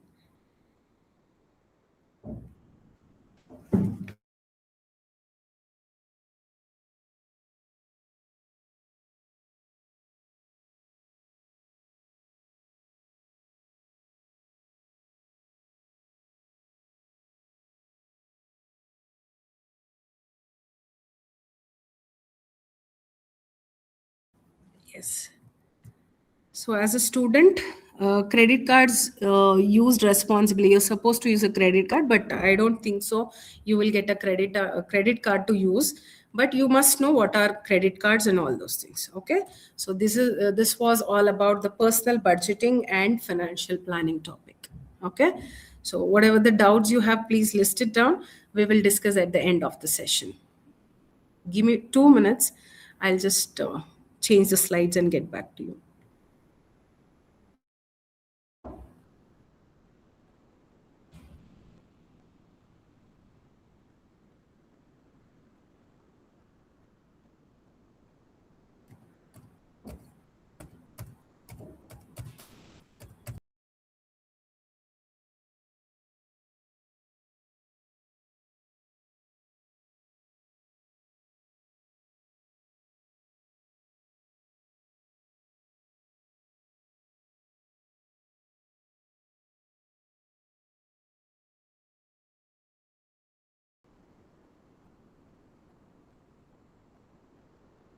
Okay, here comes the buzzing topic, that is artificial intelligence.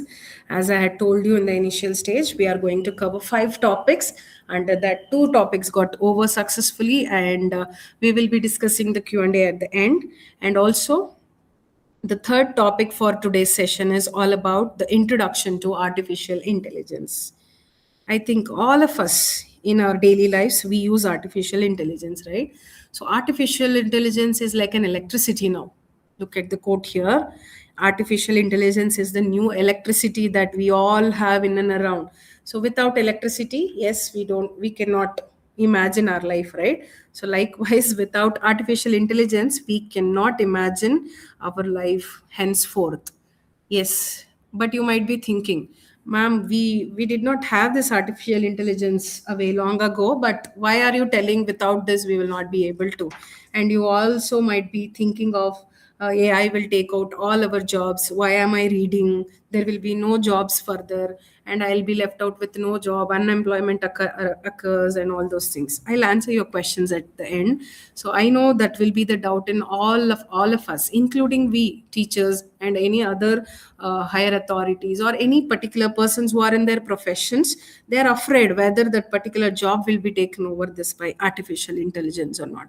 So with respect to the two topics that I've covered so far, banking, personal budgeting, and financial planning, so we are moving ahead with what is exactly artificial intelligence is. We know artificial intelligence, AI, the thing that we get into our mind, chat gpt, right? We don't even use any other applications, just normal one. We use chat gpt, but there are other ais which is built for specific task, but we don't use it. And I'll be guiding you, I'll be taking you through all the new that ai which is specifically built for some specific task. I'll be telling you, please make a note and inculcate in your further assignments or whatever the task, but use it wisely and check before you submit, and also take permissions from your teachers before you submit any assignments which has been generated using AI, whether it is correct or not. I'll also tell you why it is not. As in, whatever the information that we generated through this chat GPT or whatever the AI, it is not accurate. Not always, but sometimes it might not be accurate, right? So we use at home Siri as an iPhone. Hey Siri, I think you all have heard. Alexa, yes. YouTube, today we are going live because of this, right? So all these are AIs. So they are making our life very easy. Wherever you are seated, you are able to hear me. So we all have used artificial intelligence today. One or the other way, we have used this artificial intelligence, correct? So artificial intelligence, as the word only says, it's artificial. It's not a natural one. It's an artificial intelligence which has the ability of computers, machines, which can be perform the human task, as in natural humans, as in normal human beings we are. So whatever the intelligence we have inbuilt that in a particular machine, that computer that works for us, correct? So these tasks include anything: learning, understanding language, recognizing patterns, solving problems, making decisions. So anything that we want nowadays, it's AI. So AI is a computer system that can perform a task which normally with human intelligence, and right, which normally need human intelligence. Somebody is there to input, right? Artificial intelligence, a chat gpt cannot work on his own. Somebody might have sat and uploaded all the data. Somebody would have worked behind. So human intelligence is required, but later it understands, as in I'll tell you how exactly it came into existence, all those bits. So how does AI actually works? Yes, AI is not a magic. Okay, all of a sudden jadoo chum mantar. No, it's not working like that. But it's learned from the data. I think business analytics is in bus. In Madbeku, after BCom, after BBA, you might be thinking, I have to take up a course of business data analytics. I need to do that, this, everything. So it's all based on data nowadays. Yes, AI is not a magic. It learns from data. Okay, so whatever the collected data, whatever the data that collects, AI will be trained in huge amount of data, millions of photos, millions of informations, data, everything will be inserted into that particular artificial intelligence, and then it will make use of it, whatever the tools and everything it requires, then it produces the output. So that is how this AI works. Okay, so you're not supposed to think that it will entirely replace all human beings, but how well you can use this artificial intelligence and be prepared for whatever the future job opportunities that you might get. So use artificial intelligence, but use wisely. And there are 3 different types of AI. One is narrow AI, the other one is general AI, and generative AI. What is narrow? Straight. What is narrow? It is straight. So narrow AI performs only one specific task. Say, for example, Google Maps. I think we all use Google Maps, right? How to go to RC College. If you just type RC College Bangalore, it gives you the roadmap directions to go there, correct? So that's like Google Maps. It only knows to give you directions. So that is narrow AI. Then face unlock. You keep your phone, and in front of it, if you keep your face, it will unlock your phone. So that's a narrow AI. It's there also, they uses artificial intelligence, but it is only to have a specific task. Okay. And Siri, iPhone Siri is very famous, right? So Siri says, call somebody, it will call. Play some music, it will play. So only when you give some specific task, then only it performs. So that's all about narrow AI. I think it is clear. Then general AI. General AI, yes, it is able to perform every intellectual task that the human can do. Okay. It teaches, it helps us to cook, it helps us to diagnose the disease. If you just click a photo of any blood report and put it in the upload in the chat gpt, it will generate a report only, what exactly is the count, is it requiring any medical attention or not. So everything, the report only, it summarizes and gives you. And then write books, it's all mathematical problems, everything. So but general AI does not exist, so it is still under research. It's not exist, but generative AI is existing. I think you all know that prompts that we have. Go to Instagram and copy paste the prompt. You want to edit your beautiful photo. Who's editing all those things? It's all generative AI. You go to prompt section and copy that prompt, upload your photo, and generate one photo, as in your updated photo. So that's all because of generative AI. So it helps you to have a images, making presentations, and codes also you can run. If you just want to check after this class winds up, you just have a check how to create a website, give me a code, it will give you. Using that, you can just start a website only on your own. And then there are many examples of this generative AI: chat gpt, gemini, copilot. So there are many AIs that will be helping us to take care of our jobs. Whatever the human presence is not required, but it will do it on their own. But the thing is, we have to have a inbuilt of data. Okay. I think, I don't know how many of you have observed or not, you might get one notification under chat gpt, whatever the data has been inserted into my particular chat gpt is up to so and so date, 2024, some date it will show. So as in, that particular chat gpt version is updated only till then, whatever the information is there till then, so that has updated only up to that particular date. So it is limited. So whatever the data that it will be inserted in your chat gpt, so it will use only up to those information, it cannot go beyond that. So that is chat gpt, as in AI, that is artificial intelligence. See, before artificial intelligence, we get to know the meaning, you need to understand these three aspects. That is artificial intelligence, and then machine learning, and this deep learning.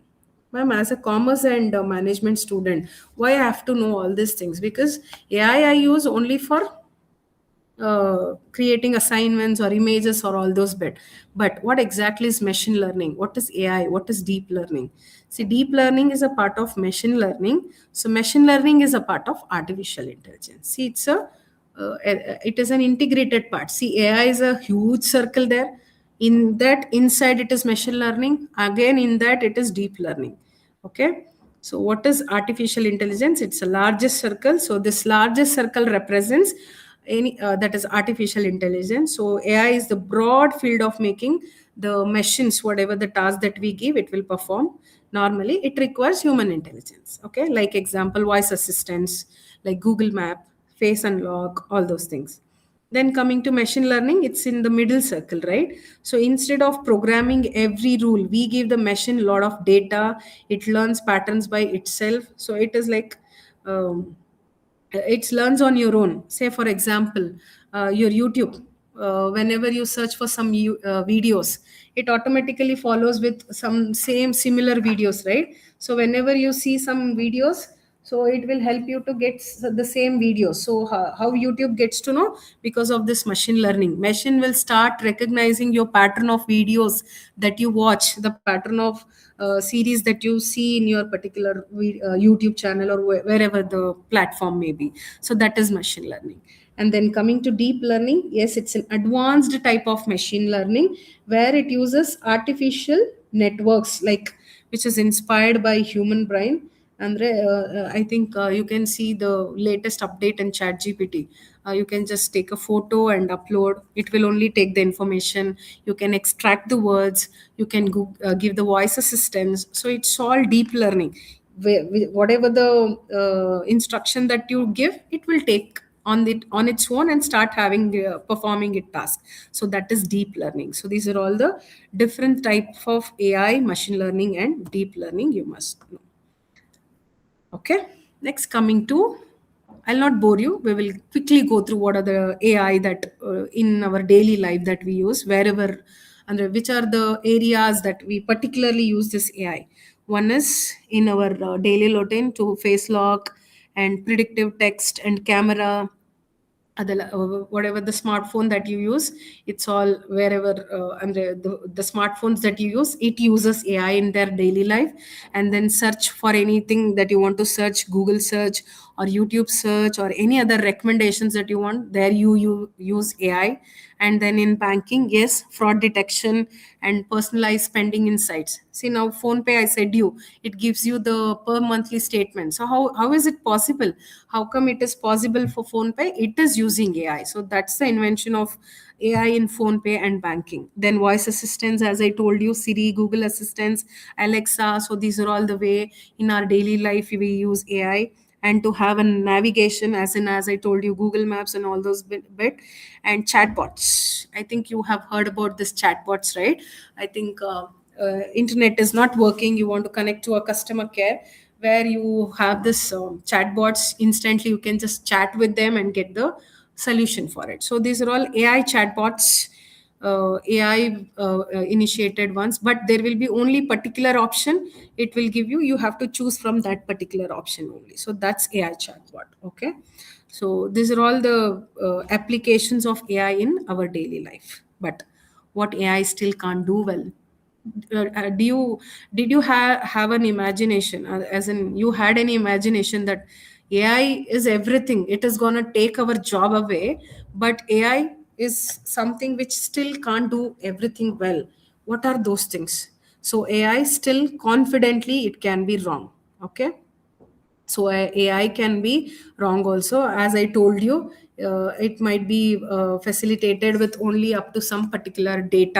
So it might be somewhere. Uh, I think last 6 months before, if I had used this Chat GPT, some information I wanted, it gave me a disclaimer saying I am a artificial intelligence, I also make mistakes, and if you have to have a proper details, refer to the proper content. And I also give you the data only based on the input that I have been got from my whatever the persons they have given the data. So that's how. So AI can be confidently make mistakes, so you're supposed to be taken care about it. As in, I have mentioned AI hallucination. So it may be like thinking fake facts, fake research papers. So it might give anything, incorrect statistics. So it's in its own imagination, but it's a wrong thing. So you are supposed to take care of AI generated informations, and no real understanding or emotion. Yes, I know AI can understand only words, but it cannot understand human emotions. Nowadays everybody started chatting with Chat GPT. I'm feeling happy, I'm feeling sad, I'm feeling pain, like that. But it also replies, yes, I failed in my exam, what do I do now, how do I prepare for my exams, like that. You might ask question, it instantly give you a reply, but not comfortable. It will give you comforting words, but not the exact feeling how a friend or a mother or a father gives or a teacher gives you. So AI is just an understanding machine, but not an emotional one. Okay, limited or outdated knowledge, as I told you, it is only limited. As in most almost AI models are limited and outdated knowledge. As I told you, they will have some particular date. Till that date they might have given information to work with on. Then struggles with nuanced judgment. What is nuanced? That means it is complex. Something you don't, you are very fishy about it. You don't know how do I proceed with it. But AI, say for example, somebody has applied for loan. Okay, as a particular sales, as in loan agent, I might review the application and see what went wrong, why that particular customer has been not allotted with the loan facility. I might take a personal consent and I start inquiring about it. But as an AI, I think you must be aware about ATS, applicant tracker system. That is, all applications that resumes that the employers are nowadays are being prepared and given, all the companies are rejecting right in front of them. Why? Because ATS is working for them. ATS is nothing but applicant tracker system.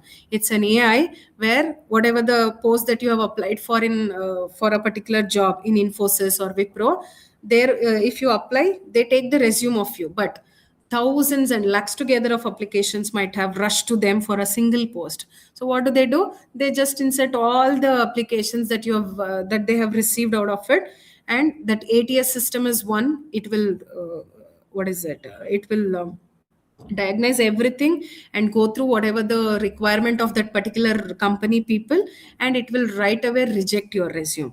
That's how AI is built. But what if a human is present over there? They will take a personal touch and they will analyze why exactly the loan has been not sanctioned to them. So that's how it struggles with complex judgment. AI cannot give you judgment properly. Okay, so why AI literacy matters for our career? As I told you, raising demand across industries through this AI. I think I read in newspaper AI is implemented in doctors also. Doctors are also replaced, it seems. AI will perform an operation. Robots have come. Yes, we do hear about it. And also AI will replace a teacher. So there are sayings. There are schools who have already implemented this. There are hospitals who have got robo doctors and they will perform everything. So raising demand across industries. Yes, as a student, you must be aware of AI and you must be literated about this AI. So that's an important thing. And AI as a productivity multiplier. Don't use this AI for wrong purpose. Use it for a productive multiplier. Use this AI, but how do you use it? For any complex problem, research, for drafting, analysis, for the specific tasks to be done.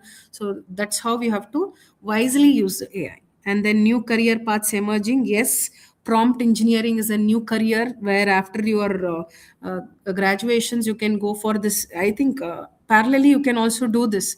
There are variety of platforms who are providing the certification course in prompt engineering, AI ethics, data analysis, and data annotations, AI assisted analytics. So there are variety of courses. You all can enroll into that free courses and get your whatever the courses as in prompt engineering done. Because I'll tell you what is prompt engineering. Okay, then human skills still matter most. Yes, as I told you, AI will not take all our jobs entirely, but there still be an opportunity for human beings. Human skills still matter the most. As I told you, artificial intelligence are the masters, but it is been built by human. So don't worry, but use Excel in a wise way and then start building your career. Is that clear? Are we going for a break for 2 minutes? Yes, ma'am. We may go. We can go on a break for till 3:10. Till then, the students will join the Google Meet session. Good, ma'am. Good to know. Yeah, done. Thank you, ma'am.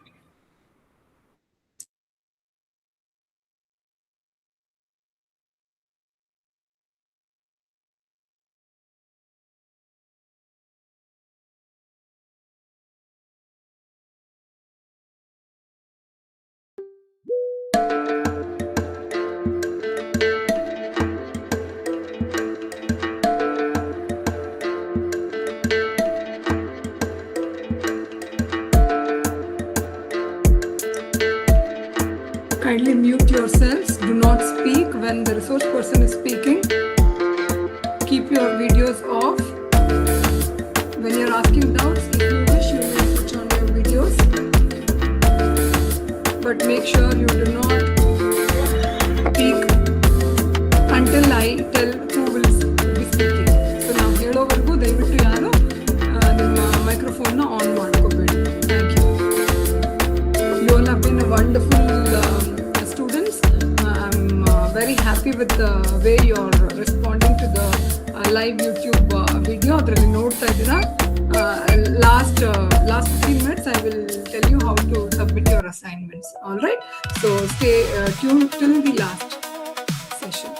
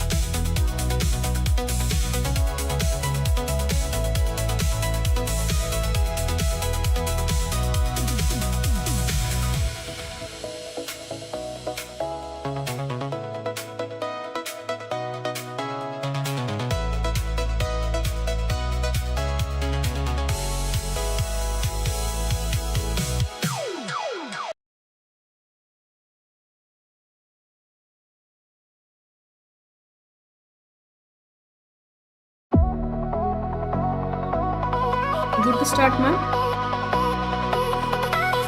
Yes, ma'am. We will start. Okay. Yes, moving forward, we have AI tools for students. As I told you, I'll be telling you different tools that you can make use of in your assignments and further whatever the activities that you will be engaging with. So we will be seeing what are the AI tools, which is very useful. Okay. Now, think about this. The real question is not whether machines think, but whether men do.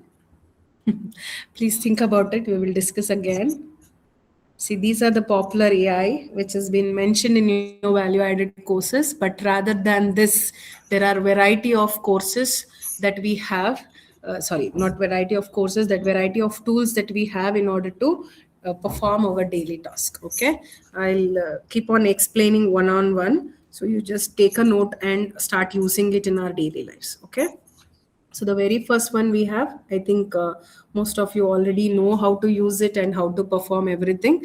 So this is an open AI, that is ChatGPT is an open AI which has been made and best for having a conversation, daily conversation, and drafting all our messages, formal ones.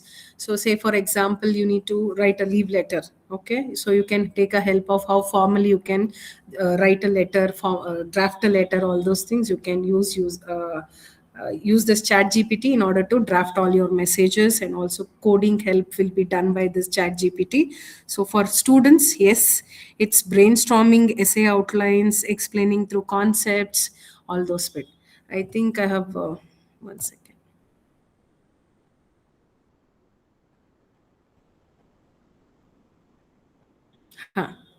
Look at this prompt, all of you, in the PPT.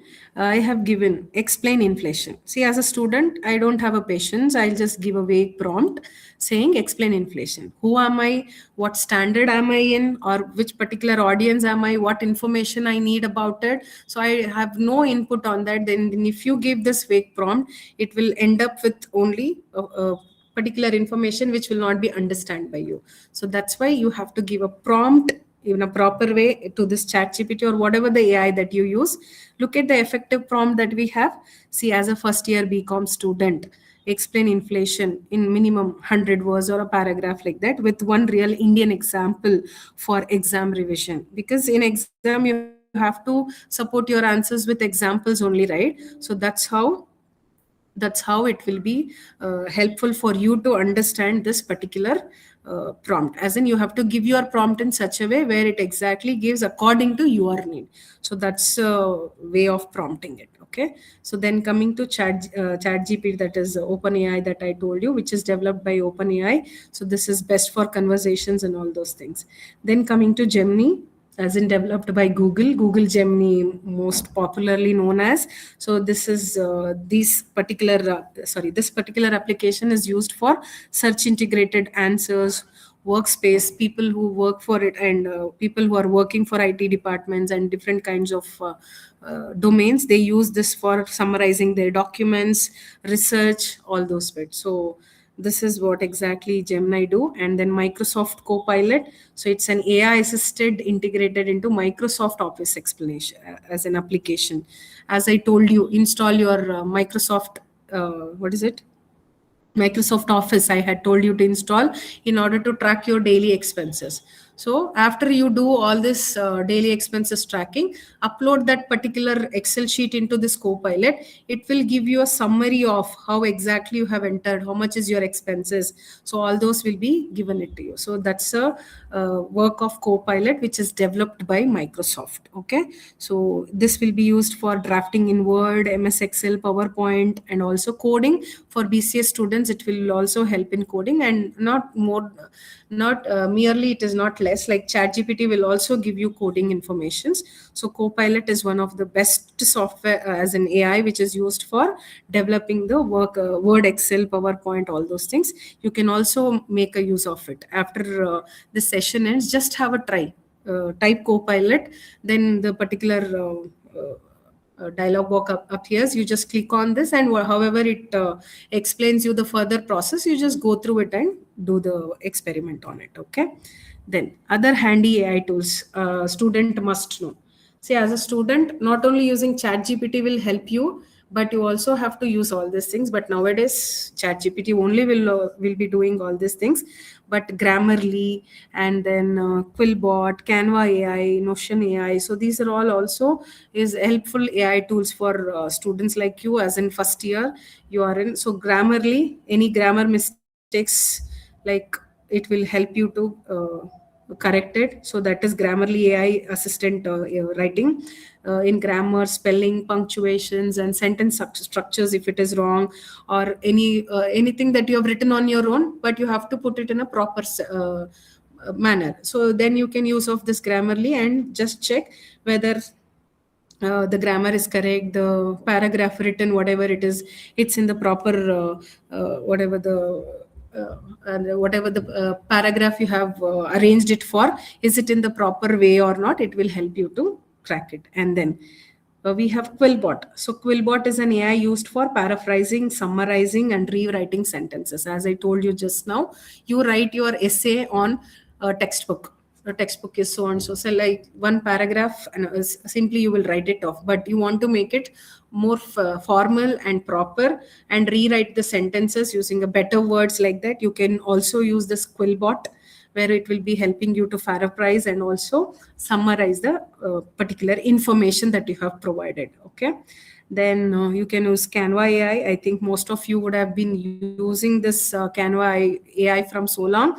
It helps us to create posters, presentation, and the very widely used social media post. You can create your beautiful pictures as in post using this Canva AI. For Instagram, there is a separate command, and for YouTube there is a separate size of image that you can upload. So there is like everything, like however you want, it is there, Canva AI. So it's a Magic Studio. You can also buy a subscription one, and you can also use free option. It is having wide variety of options, and you can also create college presentations using Canva AI. And Notion AI is also there. What is Notion AI? So it is organizing notes. You can just download this and keep whenever you attend this kind of lectures. If you just make a points, and then at the end, if you just upload those photos and ask, please summarize into a key points. What is the end of at the end of the session? What is the key takeaways that I have got from this particular session? So if you just upload those photos, it will give you a summary of whatever the things that you have learned in the particular session. Okay. So these are all the handy AI tools for all the students. You must know. These are only some I have mentioned. Like this, there are many AIs which will be useful for you. But to start with, have this basic AI tools. Okay. Then getting results, as I told you, your prompting has to be proper, because artificial intelligence will listen only to your, as in see your only prompts, as in however you say, it will give you the results.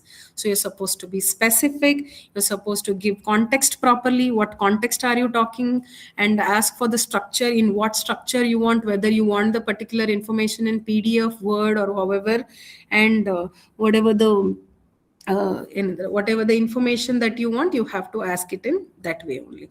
So getting better results, but prompting is a must. But how do you prompt? As I told you, as I showed you earlier, vague prompt, effective prompt, this is how you give the prompt to correct your particular whatever the prompt they have given. So this is a vague prompt and this is an effective prompt. Then, as I told you, since the beginning, I'm keep on emphasizing on this particular aspect, use AI responsibly. So before you use anything, before you do anything, always be responsible enough. Before you talk, before you do, or before anything that you do, you must be responsible enough, and you must think whether am I doing the right thing or not. Please think 100 times, think about your privacy, think about your whatever the data that you have in your mobile phone, everything, before you give anything. Then permissions, allow permissions, then you must read the particular conditions, what is it, terms and conditions, all those bit. How many of you are here who has read all WhatsApp privacy conditions, privacy policy? None of us, right? Even including me, I have not read what exactly the privacy policy of WhatsApp says, what exactly the information that they can read. So AI will help you. So if you just take a screenshot of that privacy policy and I insert it, what exactly the summary of this particular policy, it will help you to narrate it, because as it will be very long, privacy policies will be given in 2 to 3 pages. We will not be having the time to read it, but AI will help you. So this one of the best usage of having this AI. So whenever you use AI, verify before you trust. So as I told you, AI make mistakes, AI uses hallucination, and AI may sometimes provide incorrect facts, wrong statistics, fake references, outdated information. So must be verified before you trust AI. Okay. Then suppose, as I told you, how many public sector banks are there? It's 12. If AI says it is 15, you need not to blindly believe that, oh, 15 banks are there. It's exactly perfectly 12 banks only. So that's how you have to cross verify the information. Okay. Respect the academic integrity. What is academic integrity? You have to take permission from your mentor, permission from your teacher before you use AI.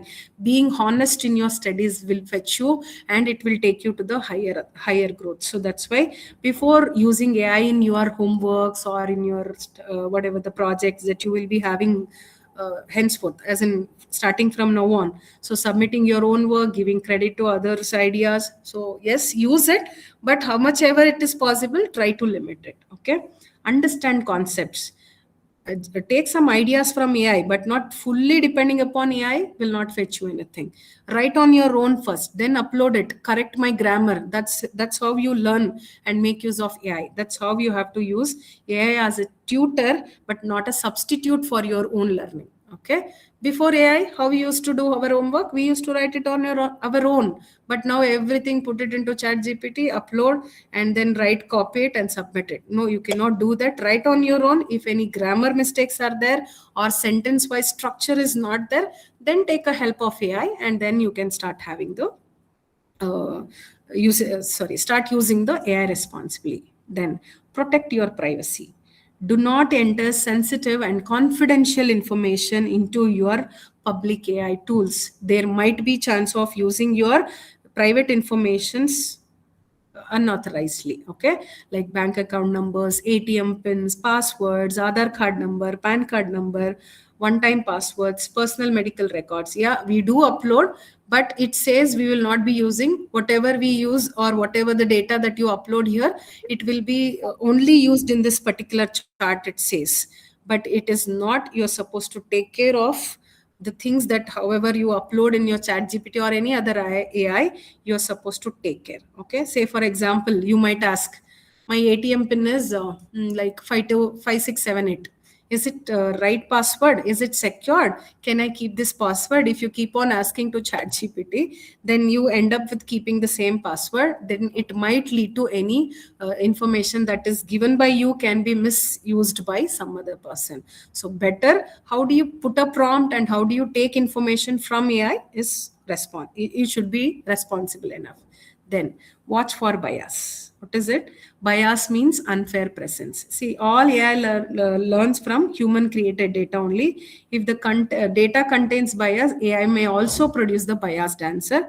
Biased answer is also produced by AI. So that's why you're supposed to see and read the particular answers which is given by AI properly before you produce or before you use that as a proof or anything that you are going to use for further. So using AI responsibly matters a lot. Okay.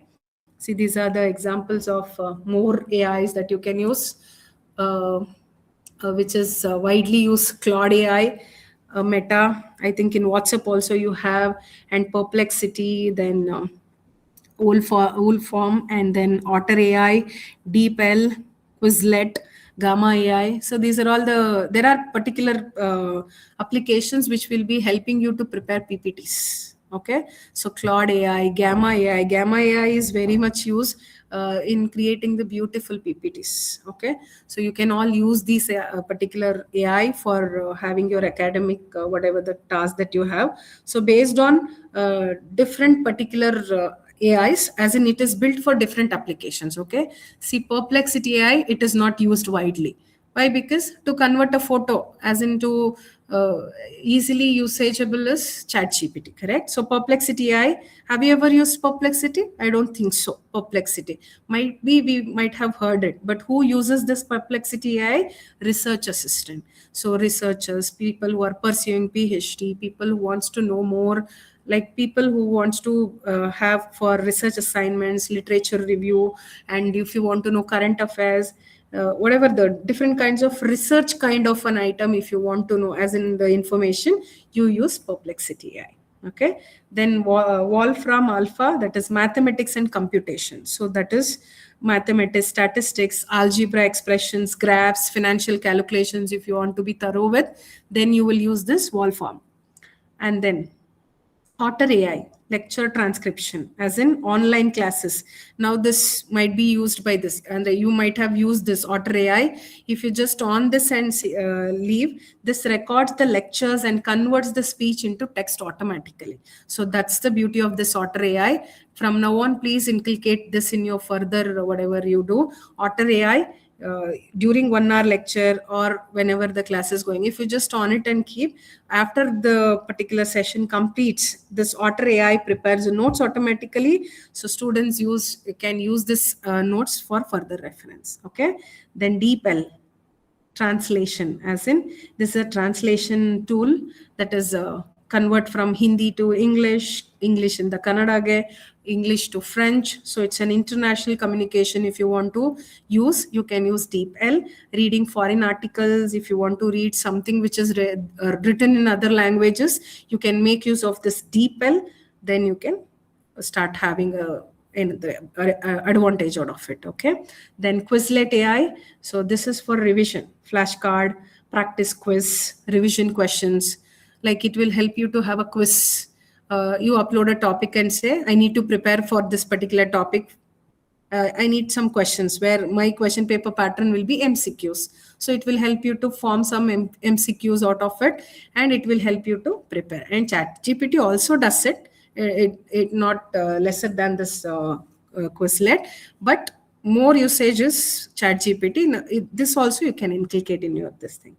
And then, as I told, Gamma, it is for presentations, PPT preparations, or any other information. If you just upload a paragraph or kind of an Word document or PDF into this Gamma AI, it will help you to create a presentation. It will also ask you how many slides you want, how the slides has to be, whether it is advanced or any kind of other information. It might ask you. So if you just input it, and then it will take into further whatever the results it is giving, it will take into consideration. Okay, so as I told, Perplexity AI is in wide usage now. So if your questions are to research related, you can use this Perplexity.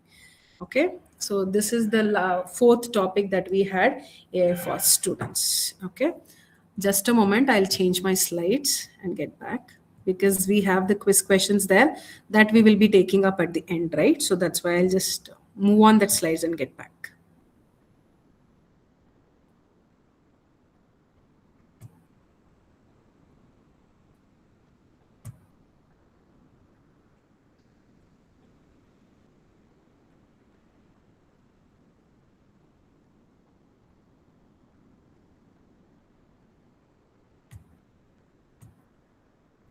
Just a moment, I'm changing it.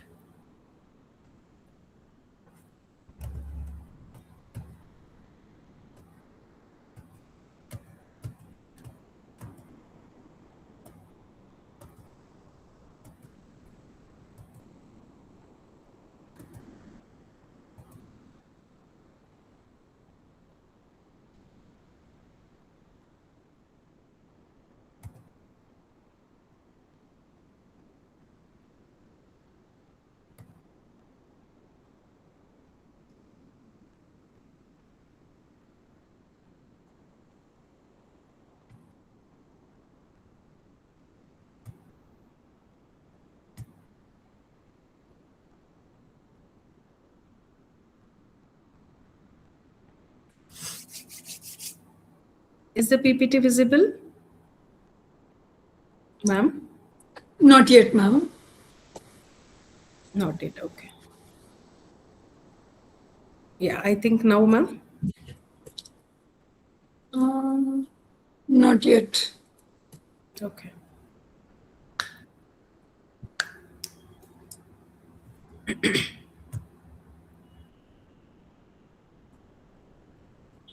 Can't share your screen. Something went wrong, it is saying. Okay.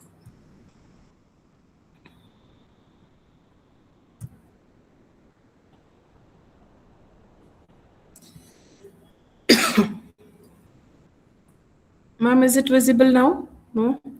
No. I think you had logged in using two devices, is Yes. it? The other device is No, not ma'am. showing only now. Now it's come. It has come, ma'am. Yeah, now it came. Yes. Oh, yes. Okay, ma'am. Thank you so much.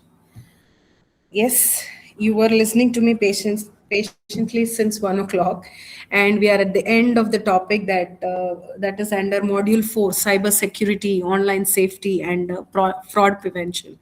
So that is what we are going to see at the end. So how exactly we are supposed to be thorough with this cyber security things and online safety, how we are supposed to be safe enough when we have this online transactions and all those things. I'll give you some tips on how do you save everything, as in how do you keep all our information safely. Okay, the only truly secure system is one that is powered off. Do you all agree? Yes, right? So a particular system which is powered off is that only system which is secure, they say. Yes, it is, but we cannot keep that system powered off for a longer period. We have to start using it, but how do we use it? And we have to use it safely. Okay, common cyber threats that we all have to know as a students. Okay, so the common cyber threats as a student that we must know is phishing, wishing, smishing. See, there are like there are multiple variety of cyber threats have come nowadays. You can't even imagine these names and all. So what are exactly this particular cyber threats that we are supposed to be aware of? So why we have to be aware of all these things? See, the very first, as in how many, we all use UPI, we all use WhatsApp, we all use Instagram and online shopping every day. So the more we use the internet, the more we are supposed to be careful enough, right? So cyber criminals will be rigorously working on hacking our hacking our information, stealing our money, passwords, personal information every now and then.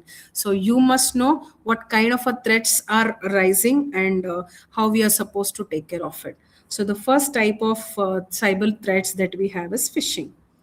Phishing is a cyber attack like where fraudster will pretend to be like a bank, like company, we are calling from so and so organization to steal your information. They might send you fake emails, they might send you SMS call, whatever the call that you get, they might ask for OTP, all those things.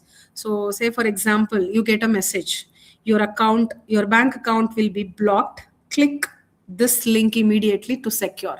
Don't click. That's a type of phishing cyber threat. So that's a first type of cyber threat, through as in via mails, via SMS, WhatsApp, phone calls. If you get any kind of information requested by your bank, if they say don't share, I think we all get that notice, right? Do not share your passports unless and until it is from your bank. RBI is not asked any person to share OTP, all those things. So awareness message will be keep on popping up now and then. That is phishing. So if at all any fraudsters are using fake emails, SMS messages, WhatsApp, phone calls, all those things, that is called as phishing. So they use these kind of techniques to hack your information. Okay, and then you might receive a message, congratulations, you have won 1 lakh rupees. Out of curiosity, we might click on that link, your OTP, ATM pin, password, all the bank details. On one click on that particular link, all will be taken away by your fraudster. How it exactly happens? So everything is made before only, so they will know how exactly they can hack your information. So never share your OTP or PIN, never click on unknown links, verify your bank first, then you can share your OTP. I think you all must be matured enough to know which is a fake message, which is not a real message. Like that, you can have the maturity to differentiate it. So be aware of phishing. Then comes malware and viruses. So malware means malicious software, any software which is trying to take all your information. So that damages the entire system that you are using, the mobile phones or computers or laptops or any other electronic gadgets that you use.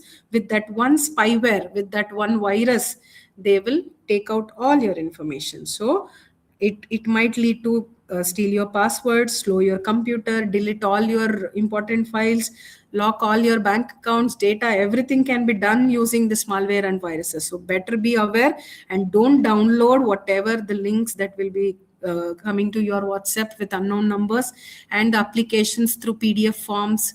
And there are variety of malware and viruses. So better be aware of these malware and viruses. And then coming to QR code scams.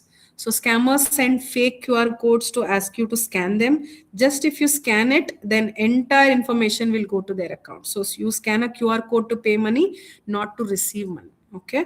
So always you have to make sure you are safe, as in your information is safe. You are not supposed to fall into all these traps.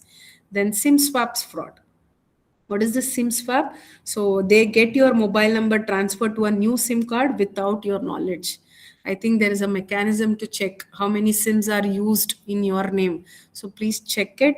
And then you can also, raise a complaint if anybody is using your number. So duplicate SIMs are issued or not. So that's why you should not give Aadhaar card, PAN card, and wherever it is possible, don't upload all those documents. Okay. So password reset messages, if you get it, then make sure you are only doing it, or you are only initiating. So somebody else are using your SIM card and sending a password reset message or accepting it and giving the OTP, then all your information is gone. So that's why cyber threats are very common nowadays. You must be knowing about all these things. Okay. So you need to know how scammers manipulate. Okay. So don't trust anybody. You need to see who's asking your information. Is it your urgency? Something out of as in fear, your account will be blocked, you see a message, you immediately click on that link. No, you should not worry about it. If at all those kind of information is there, bank will send you a proper message. Okay. So you're not supposed to look into those false messages we have got it. See, I've given you an example over here. Spot the scam. How are we going to spot the scam? A real text message. Read this. SBI alert. Your account will be blocked today. Update KYC immediately by clicking on so-and-so website address and enter your account number, ATM PIN and OTP to avoid suspension. Regards, SBI Bank. Do you think really SBI will send this kind of messages? Never. So you must be sure what kind of a messages that as in whatever the information is required by the bank, they will have a specific details. It's all not related. See, we will be blocking it today. You have to update your KYC. See, KYC is appearing here. Know your customer. So you cannot do this. ATM pin, OTP, you need not to enter in order to secure your account. If it is there, they will help you out. So urgent threat, you might be feeling like blocked today. You are forced to take a quick action. No. Then suspicious link. Yes, not all the banks will have official link domain. So that's why check particular domain, the message that you have received. As for ATM PIN and OTP, so banks never ask this information. So be alert on that. And generic sender, no personalized account details. So generally, everyone will get this information. Then don't trust and don't click on those links. So this is how you will be cyber safe, as in online safe. So some tips, as I told you, in order to be safe, is very important.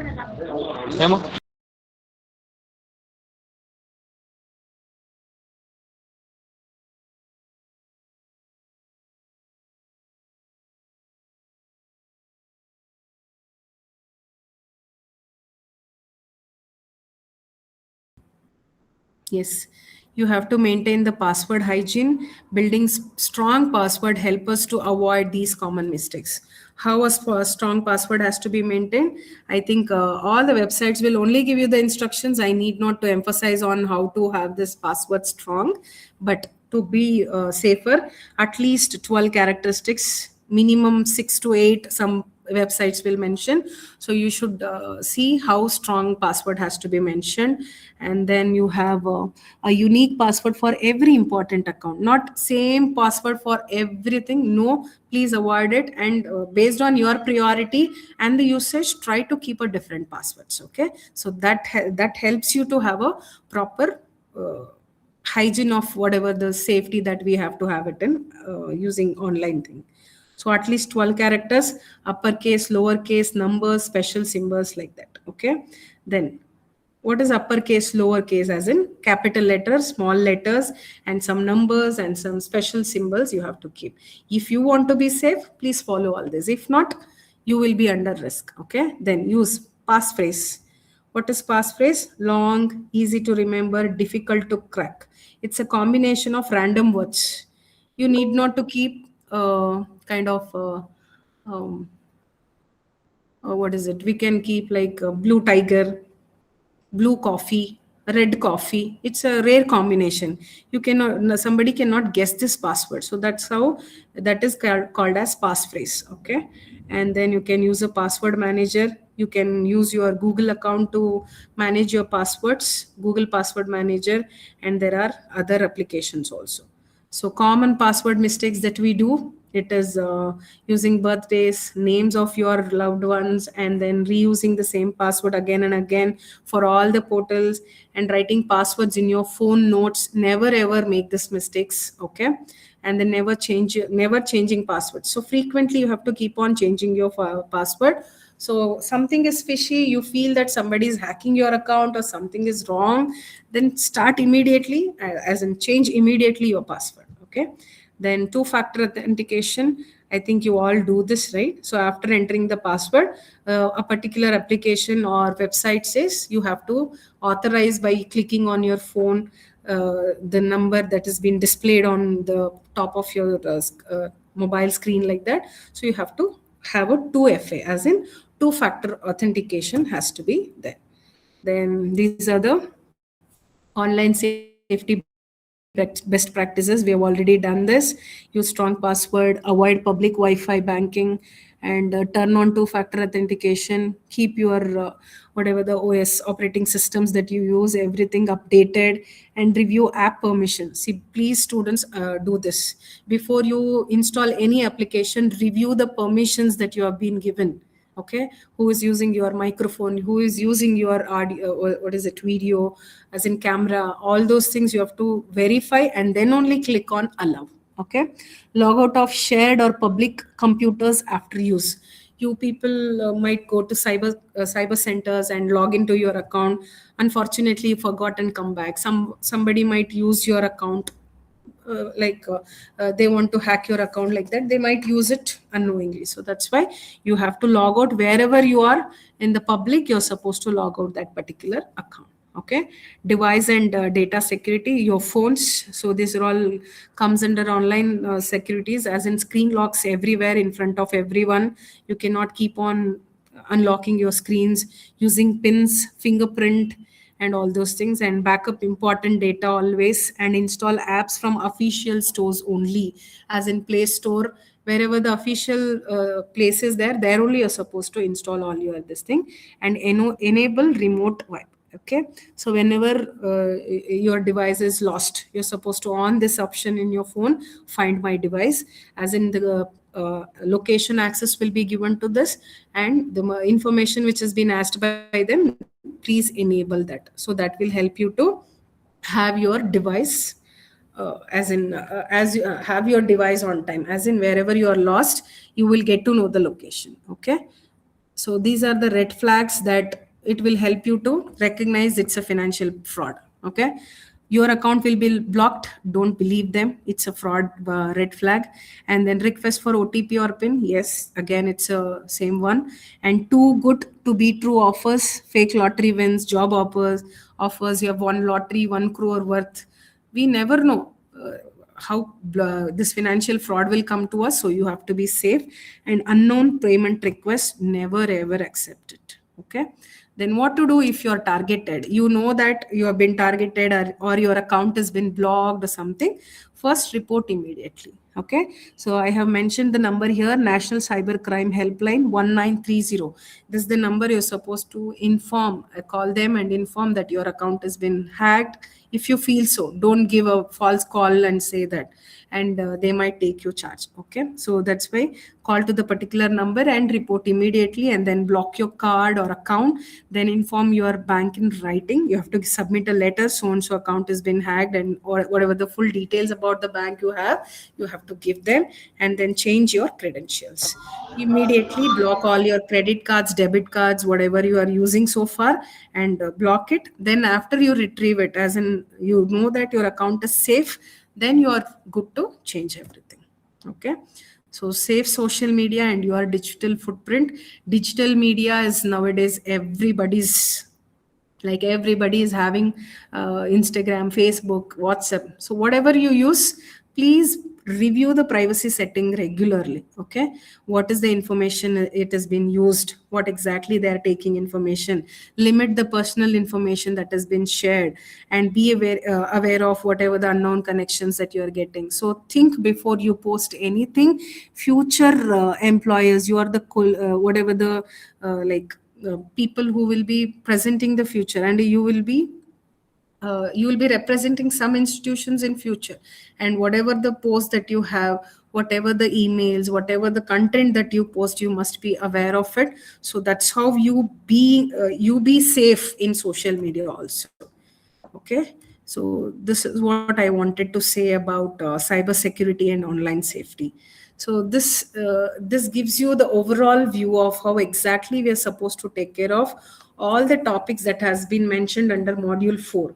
See, module 4, it was all about the financial literacy, as we told, and then it's all about the online frauds that we might undergo, the digital payment system, UPI, online banking and security, then budgeting and personal finance.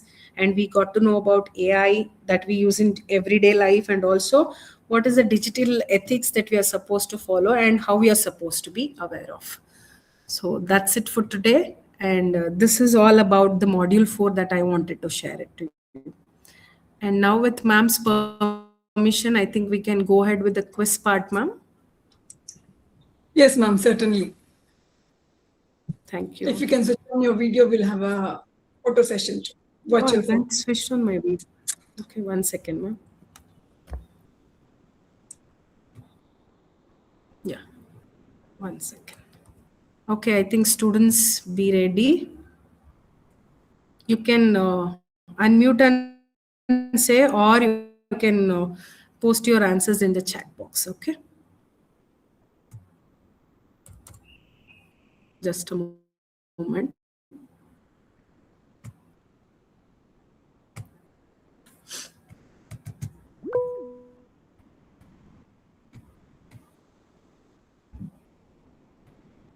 You may ask your doubts later, Ume Kusum. Let us finish the quiz round first.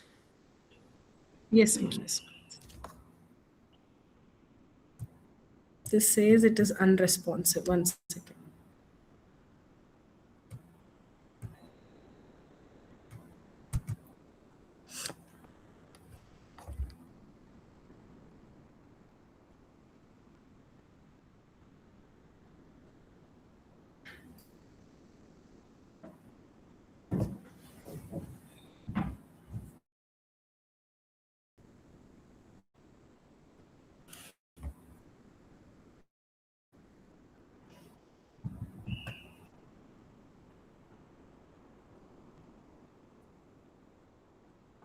Oh, it's taking time, ma'am. It's buffering actually.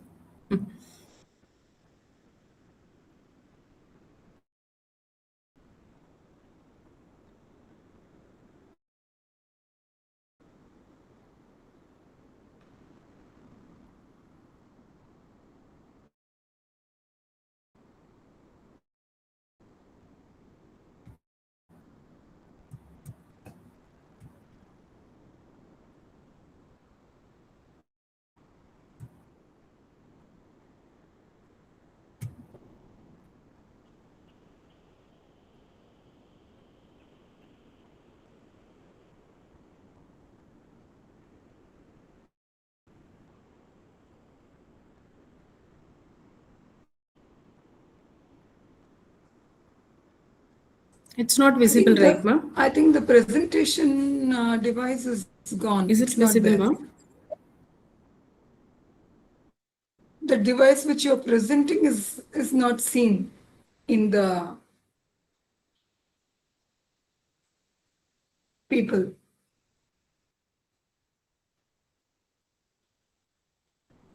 I don't know what's the problem is. No, the other device, I Okay, don't think okay. you're in the meeting.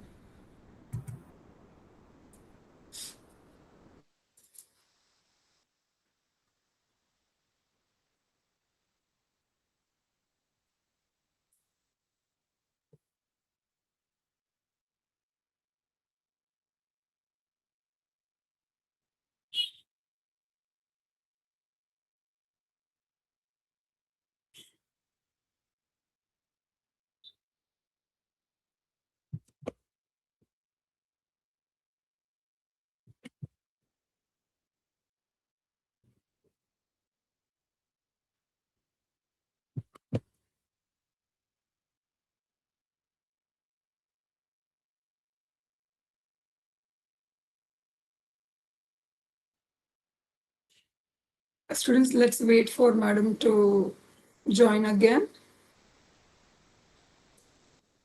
So meanwhile, I'll just, be telling you about the assignment which I just sent. Now, many of you, I'm sure, as soon as I sent a Google form for assignment or anything, you fill and you submit. You don't read the instructions given in the form. In the form, I have clearly mentioned, do not submit this form until you write the assignment.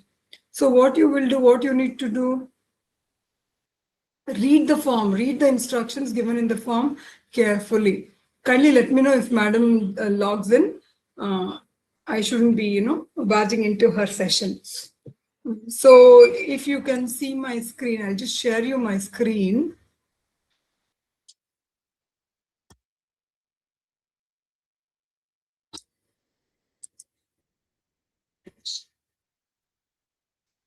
One second.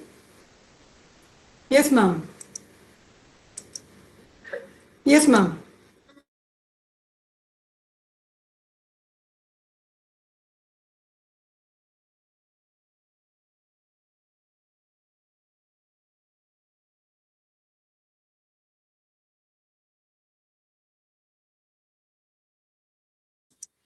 Ma'am's not able to join the meeting. Okay, fine. So one second, I'll just share the screen.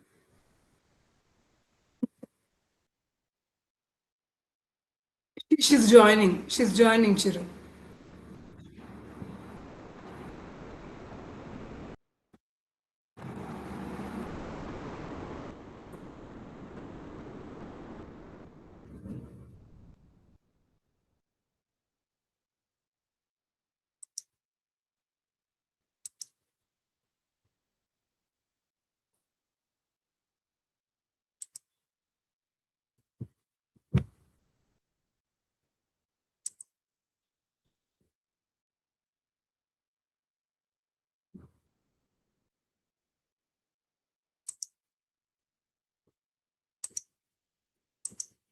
Okay, I presume you can see the screen.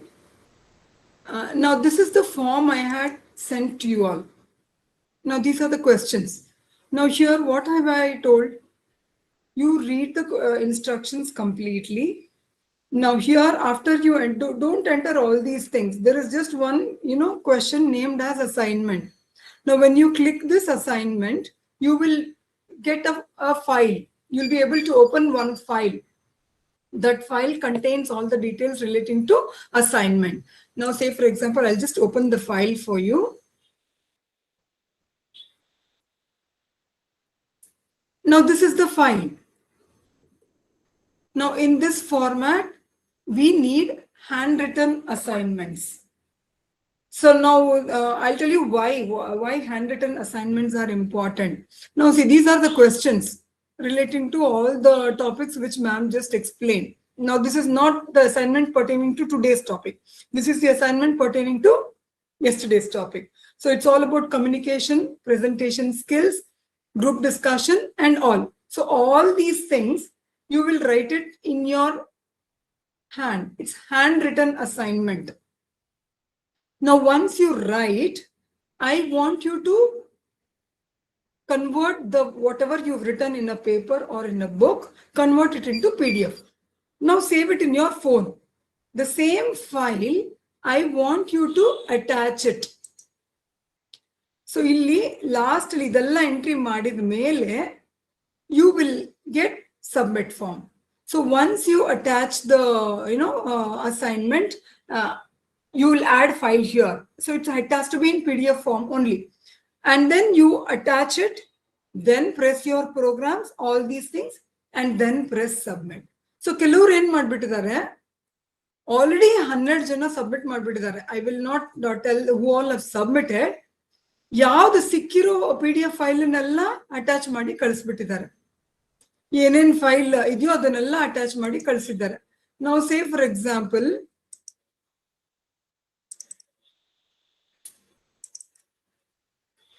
C ಎಷ್ಟೊಂದು ಜನ ನಿಮ್ದು signature ಅಂತೆ, ನಿಮ್ದು business studies ಅಂತೆ, sociology ಅಂತೆ, ಏನು ಸಿಕ್ಕಿದ್ದನ್ನೆಲ್ಲ attach ಮಾಡಿ ಕಳಿಸಿದಿರ. So which means that I am glad to know that you know how to submit the assignments. So PDF convert ಮಾಡಿ ಕಳಿಸೋದು ಹೇಗೆ ಅಂತ ಗೊತ್ತು. So I will continue later. Ma'am is waiting. I don't want to keep her waiting. Over to you ma'am.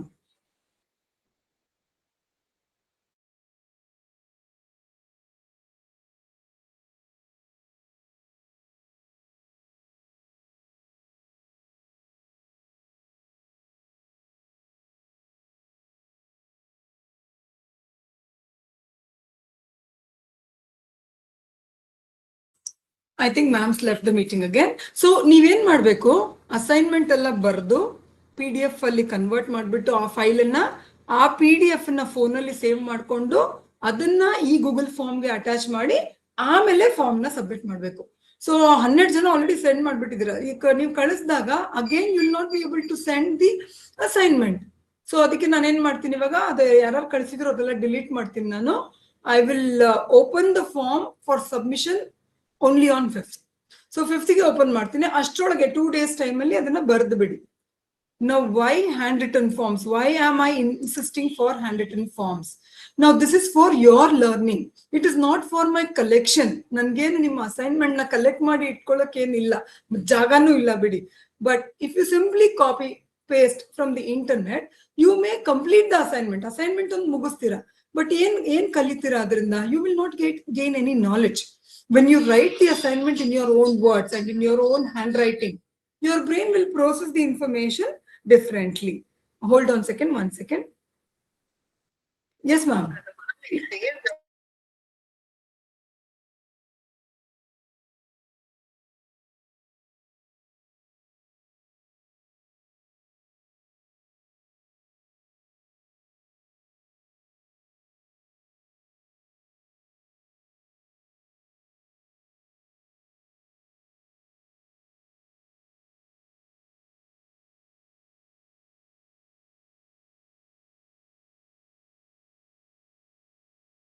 Please don't take me wrong, Yatishwar. I'm going to remove you from the meeting because ma'am is not able to join the meeting because of the limit.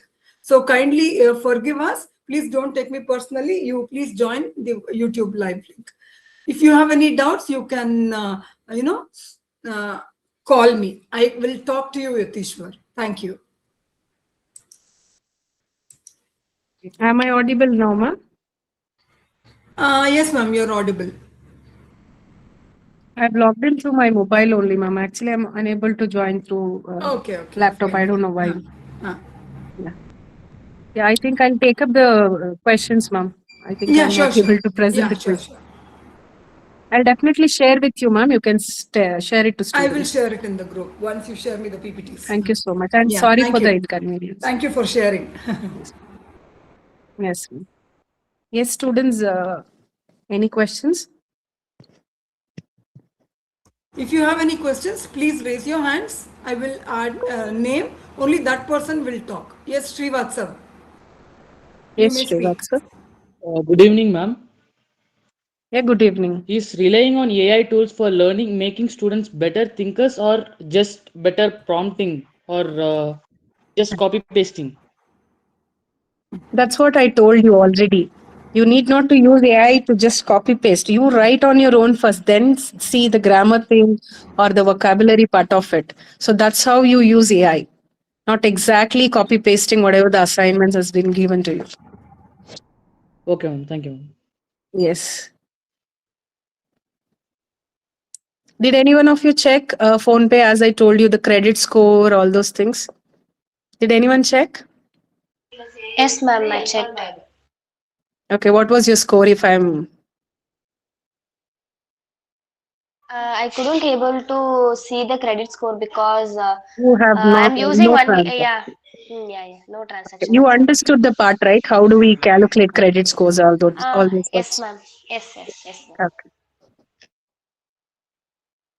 Is any other doubts you have, or is it clear?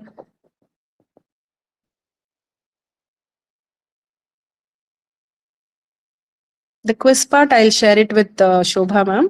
You just go and analyze how was the session and were you able to gauge it or not, like that. Okay. I don't know. Unfortunately, laptop stopped working.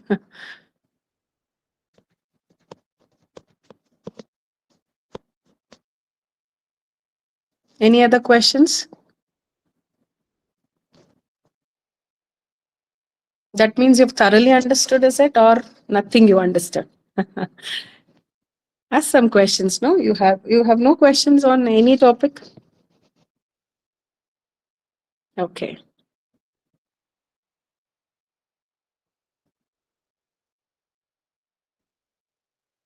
I think. So I just thought of, sharing an incident. You told how AI can be damaging for an individual. Yes, ma'am. Yeah.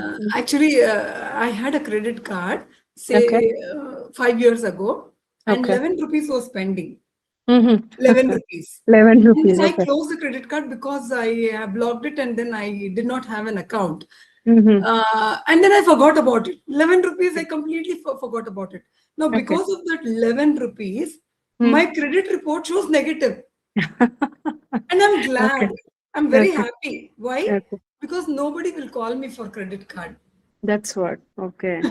So that's how you were Real telling how incident. AI judges a people. See, I'm a Exactly, government ma'am. employee, and as a Yes. government Yes. employee, you know how much my salary will be. Exactly. So, and the credit report which it shows, it is completely Negative. opposite to the Okay. credit report which I am right now, in the position That's what. right now Yes, I am. ma'am. So I was just, That's a good wondering insight that how you have shared AI to all can of us. damage, Yes. people's image. Yeah, that's what, ma'am. Students must be thorough in it. And as I mentioned, ATS. So it will scan all the applicants and it Yeah. will write on their face, it will reject. So Correct, please, correct, correct, students, correct, be prepared on all these things and set your goals. Okay. correct, Mhm. correct. Yes, Srivatsa, you may talk. Yeah. Ma'am, you mentioned about AI tools and how it gives wrong facts and all. So Yes. if AI gives a wrong fact confidentially, then what is the particular way to fact check an AI output before testing it, ma'am? See, not always, I mentioned. Sometimes the facts might be wrong. That's what I mentioned. See, the data might be which have been uploaded onto that particular AI might be wrong.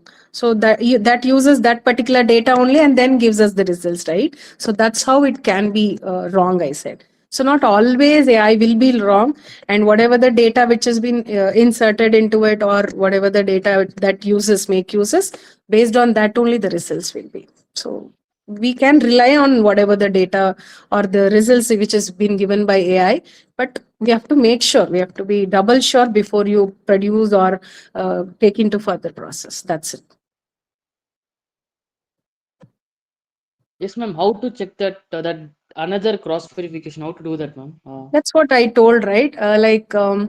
Say for example, you have different variety of resources. Say for example, I told public banks. How many public banks are there? 12, I said. So if an AI says it is 15, how do I go and rectify? How do you go and rectify? You refer to some resources, some textbooks, or different variety of sources that you have in order to check it properly. So you will check it like that. So like this, just an example. So however the possible sources are there, I think you might be knowing, if you are in the situation, you can just go and check back. There is no particular software or to check whether it is proper information or not, like that. Okay, ma'am. Okay. Hope it's clear.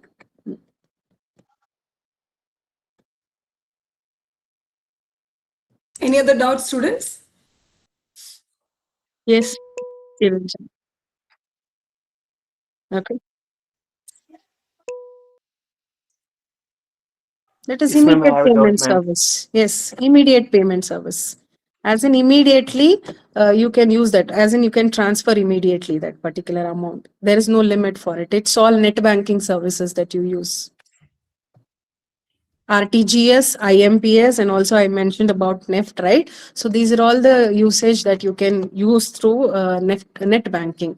So when you have net banking facility, you can do this on your own.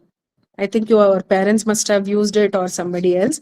As a student, I don't think so. You have that kind of a limit transactions, 2 lakhs, 3 lakhs, like that. So it's an immediate payment service. Nowadays, it is used widely, IMPS.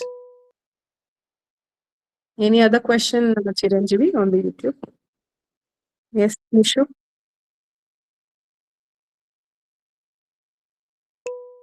Hi, ma'am. Good afternoon. Yeah. My name is Nisarga. So earlier you were talking about that email thing, right, ma'am? Mm. So regarding that, I have a doubt. Okay. So nowadays, colleges, banks, and even government departments send admission verification links through SMS Okay. or even WhatsApp.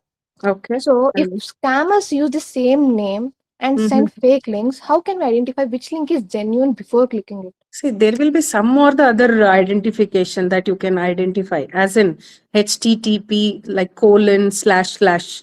The website address will be different. One or the other hint they will leave. Not exactly they can copy it. So I think you can do it. You can just verify after the session ends. Just go to any website or like that. The website address they have given. And if you have any fraudulent messages, just have a check. Just have a comparison. One or the other minute detail they might have missed.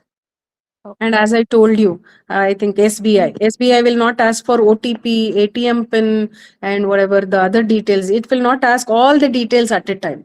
So bank Yeah. also has some sense, right? So they have to give the messages in a proper way. So I think we can identify, but not everyone though.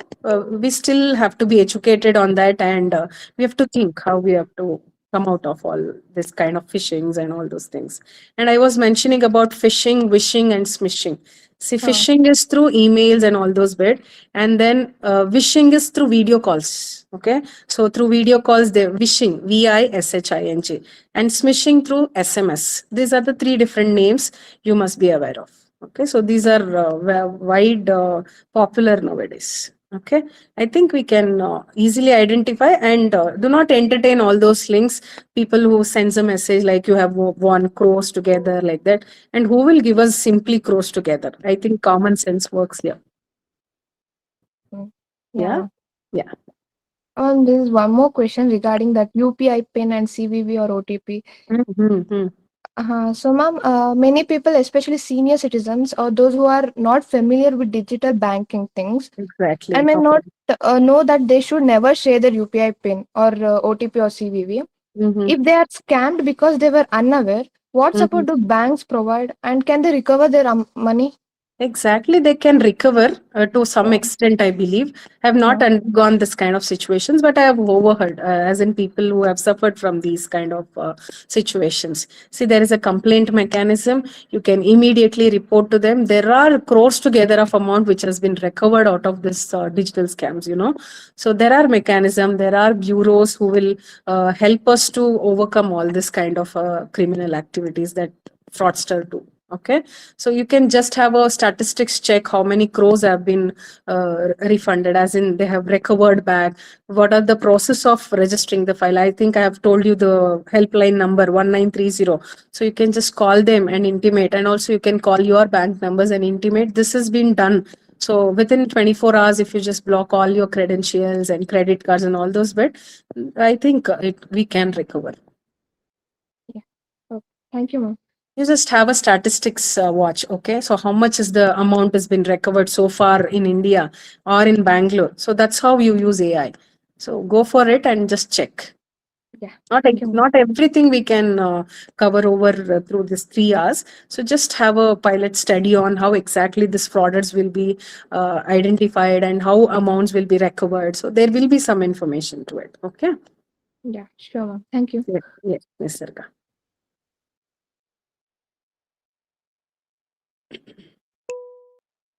Yes, somebody has raised hand. Lavanya? So, good evening, ma'am. Yeah, good Myself, evening. Lavanya.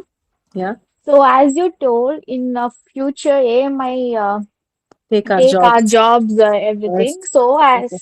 So, is AI a blessing or a curse?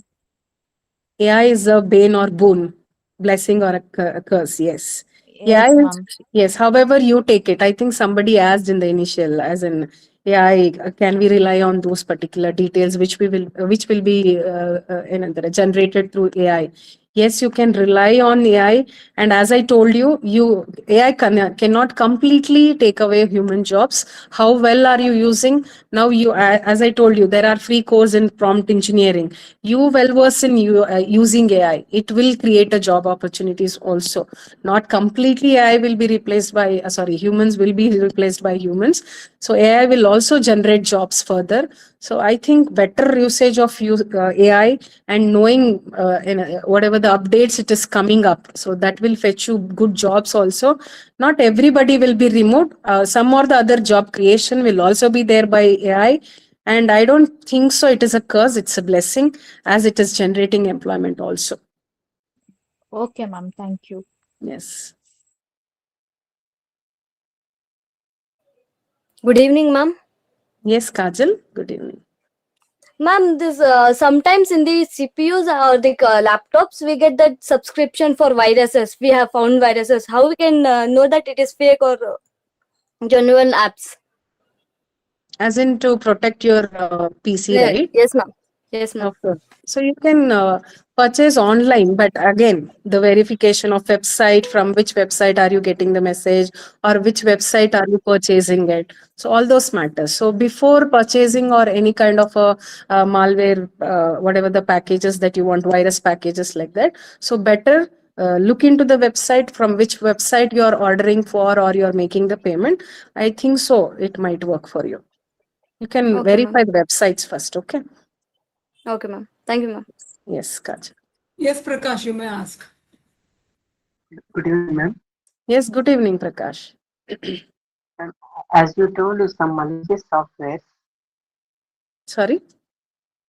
As you told, some malicious software. Malicious software. Okay. Okay.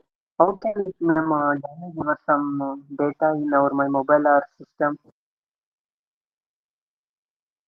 I am not able to hear you properly. Some How malicious to? software. How to do the Hmm. ransomware? How to identify the malicious software which is installed in your phone, is it? Yes, ma'am. How to detect the problem? See, it will take all your information. It will start using. You can also start identifying, like when you're talking, if your microphone has been used or your images are being taken out. So whenever you install any application, as I told you, you have to review your policy, as in your privacy policy of any applications. So before you install, I think it will pop up. As I told you, you can download through represented websites only, or the particular Play Store application. So these are all the particular application where you can install the application. So all of a sudden it will not get into your mobile unless and until you press on it, then only it will enter your phone. So that's how you get to know. So don't press on any links or any malicious applications which is sent via PDF or any other form of sending the messages might be. So better you only download it and go to a prescribed platforms where you have in order to install the particular applications. Okay. All of a sudden it will not come to your phone.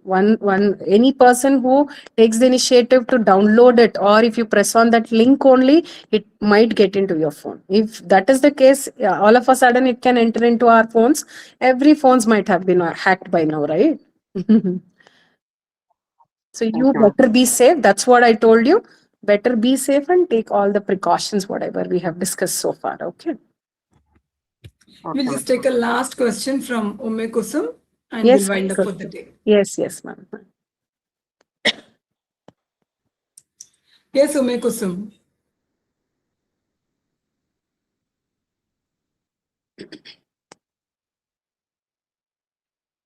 I think by mistake she has raised her You hand. would have raised. Okay.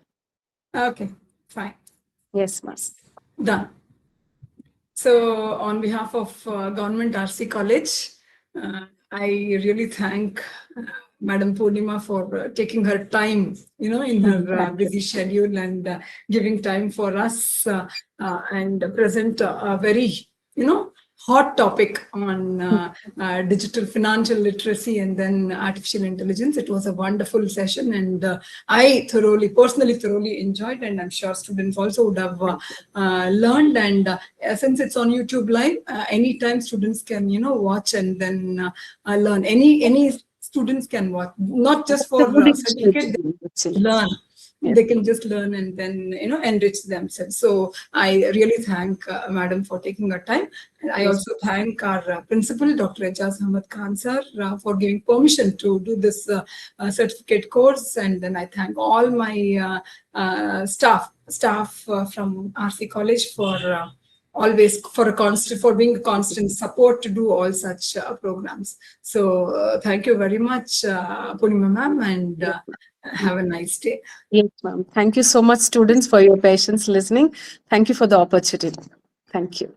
And I also thank all the students for attending the program continuously since 3 days. This is the third day, and then it will go on, for 7 to 8 days. And last 2 days will be the assignments and test section. So I really thank all the students for actively participating in this 30-hour certificate course. So before we wind up for the day, we've already sent the attendance link for third hour, and I'm sure you understood assignment nella hege submit ಮಾಡೋದು ಅಂತ ನಿಮಗೆ ಅರ್ಥ ಆಗಿದೆ ಅಂತ ತಿಳ್ಕೊಂಡಿದ್ದೀನಿ. So just continue ಮಾಡಿದೆ. ಈ assignment just learning ಗೋಸ್ಕರ ಅಲ್ಲ, ನನಗೇನು ಕಲೆಕ್ಟ್ ಮಾಡ್ಬೇಕು ಅಂತ ಇಲ್ಲ. ನಿಮ್ಮ ಅಸೈನ್ಮೆಂಟ್ ನೀವು ಸುಮ್ಮನೆ ಕಾಪಿ ಪೇಸ್ಟ್ ಮಾಡಿದ್ರೆ ನೀವು ಖಂಡಿತ ಏನೂ ಇದರಿಂದ ನೀವು ಕಲಿಯಲ್ಲ. You will not gain any knowledge. ನೀವು ಕೈಯಾರ ಬರ್ದು in your own hands, if you write, and then your brain will process whatever information you are trying to write differently than you copy paste ಮಾಡಿದ್ರೆ ಒಂದು word ಕೂಡ ಓದಲ್ಲ ನೀವು. So that is why this just to make sure that you are learning something, we are requesting you all to submit handwritten assignments and then convert it into PDF and then submit it in the Google form. So ಇನ್ನ ಏನಾದ್ರೂ doubt ಇದ್ರೆ mail ಮಾಡಿ, mail ಕಳ್ಸಿದೀನಿ ಆ Google form ಅಲ್ಲೇ. Do not submit the form until you return the assignment. So ಅದೊಂದು ಮಾಡಿ. So on behalf of everyone, I thank everyone and I wish you all the best for everyone. Thank you. Have a nice day. See you all tomorrow. Bye, ma'am. To everyone. Bye. Bye.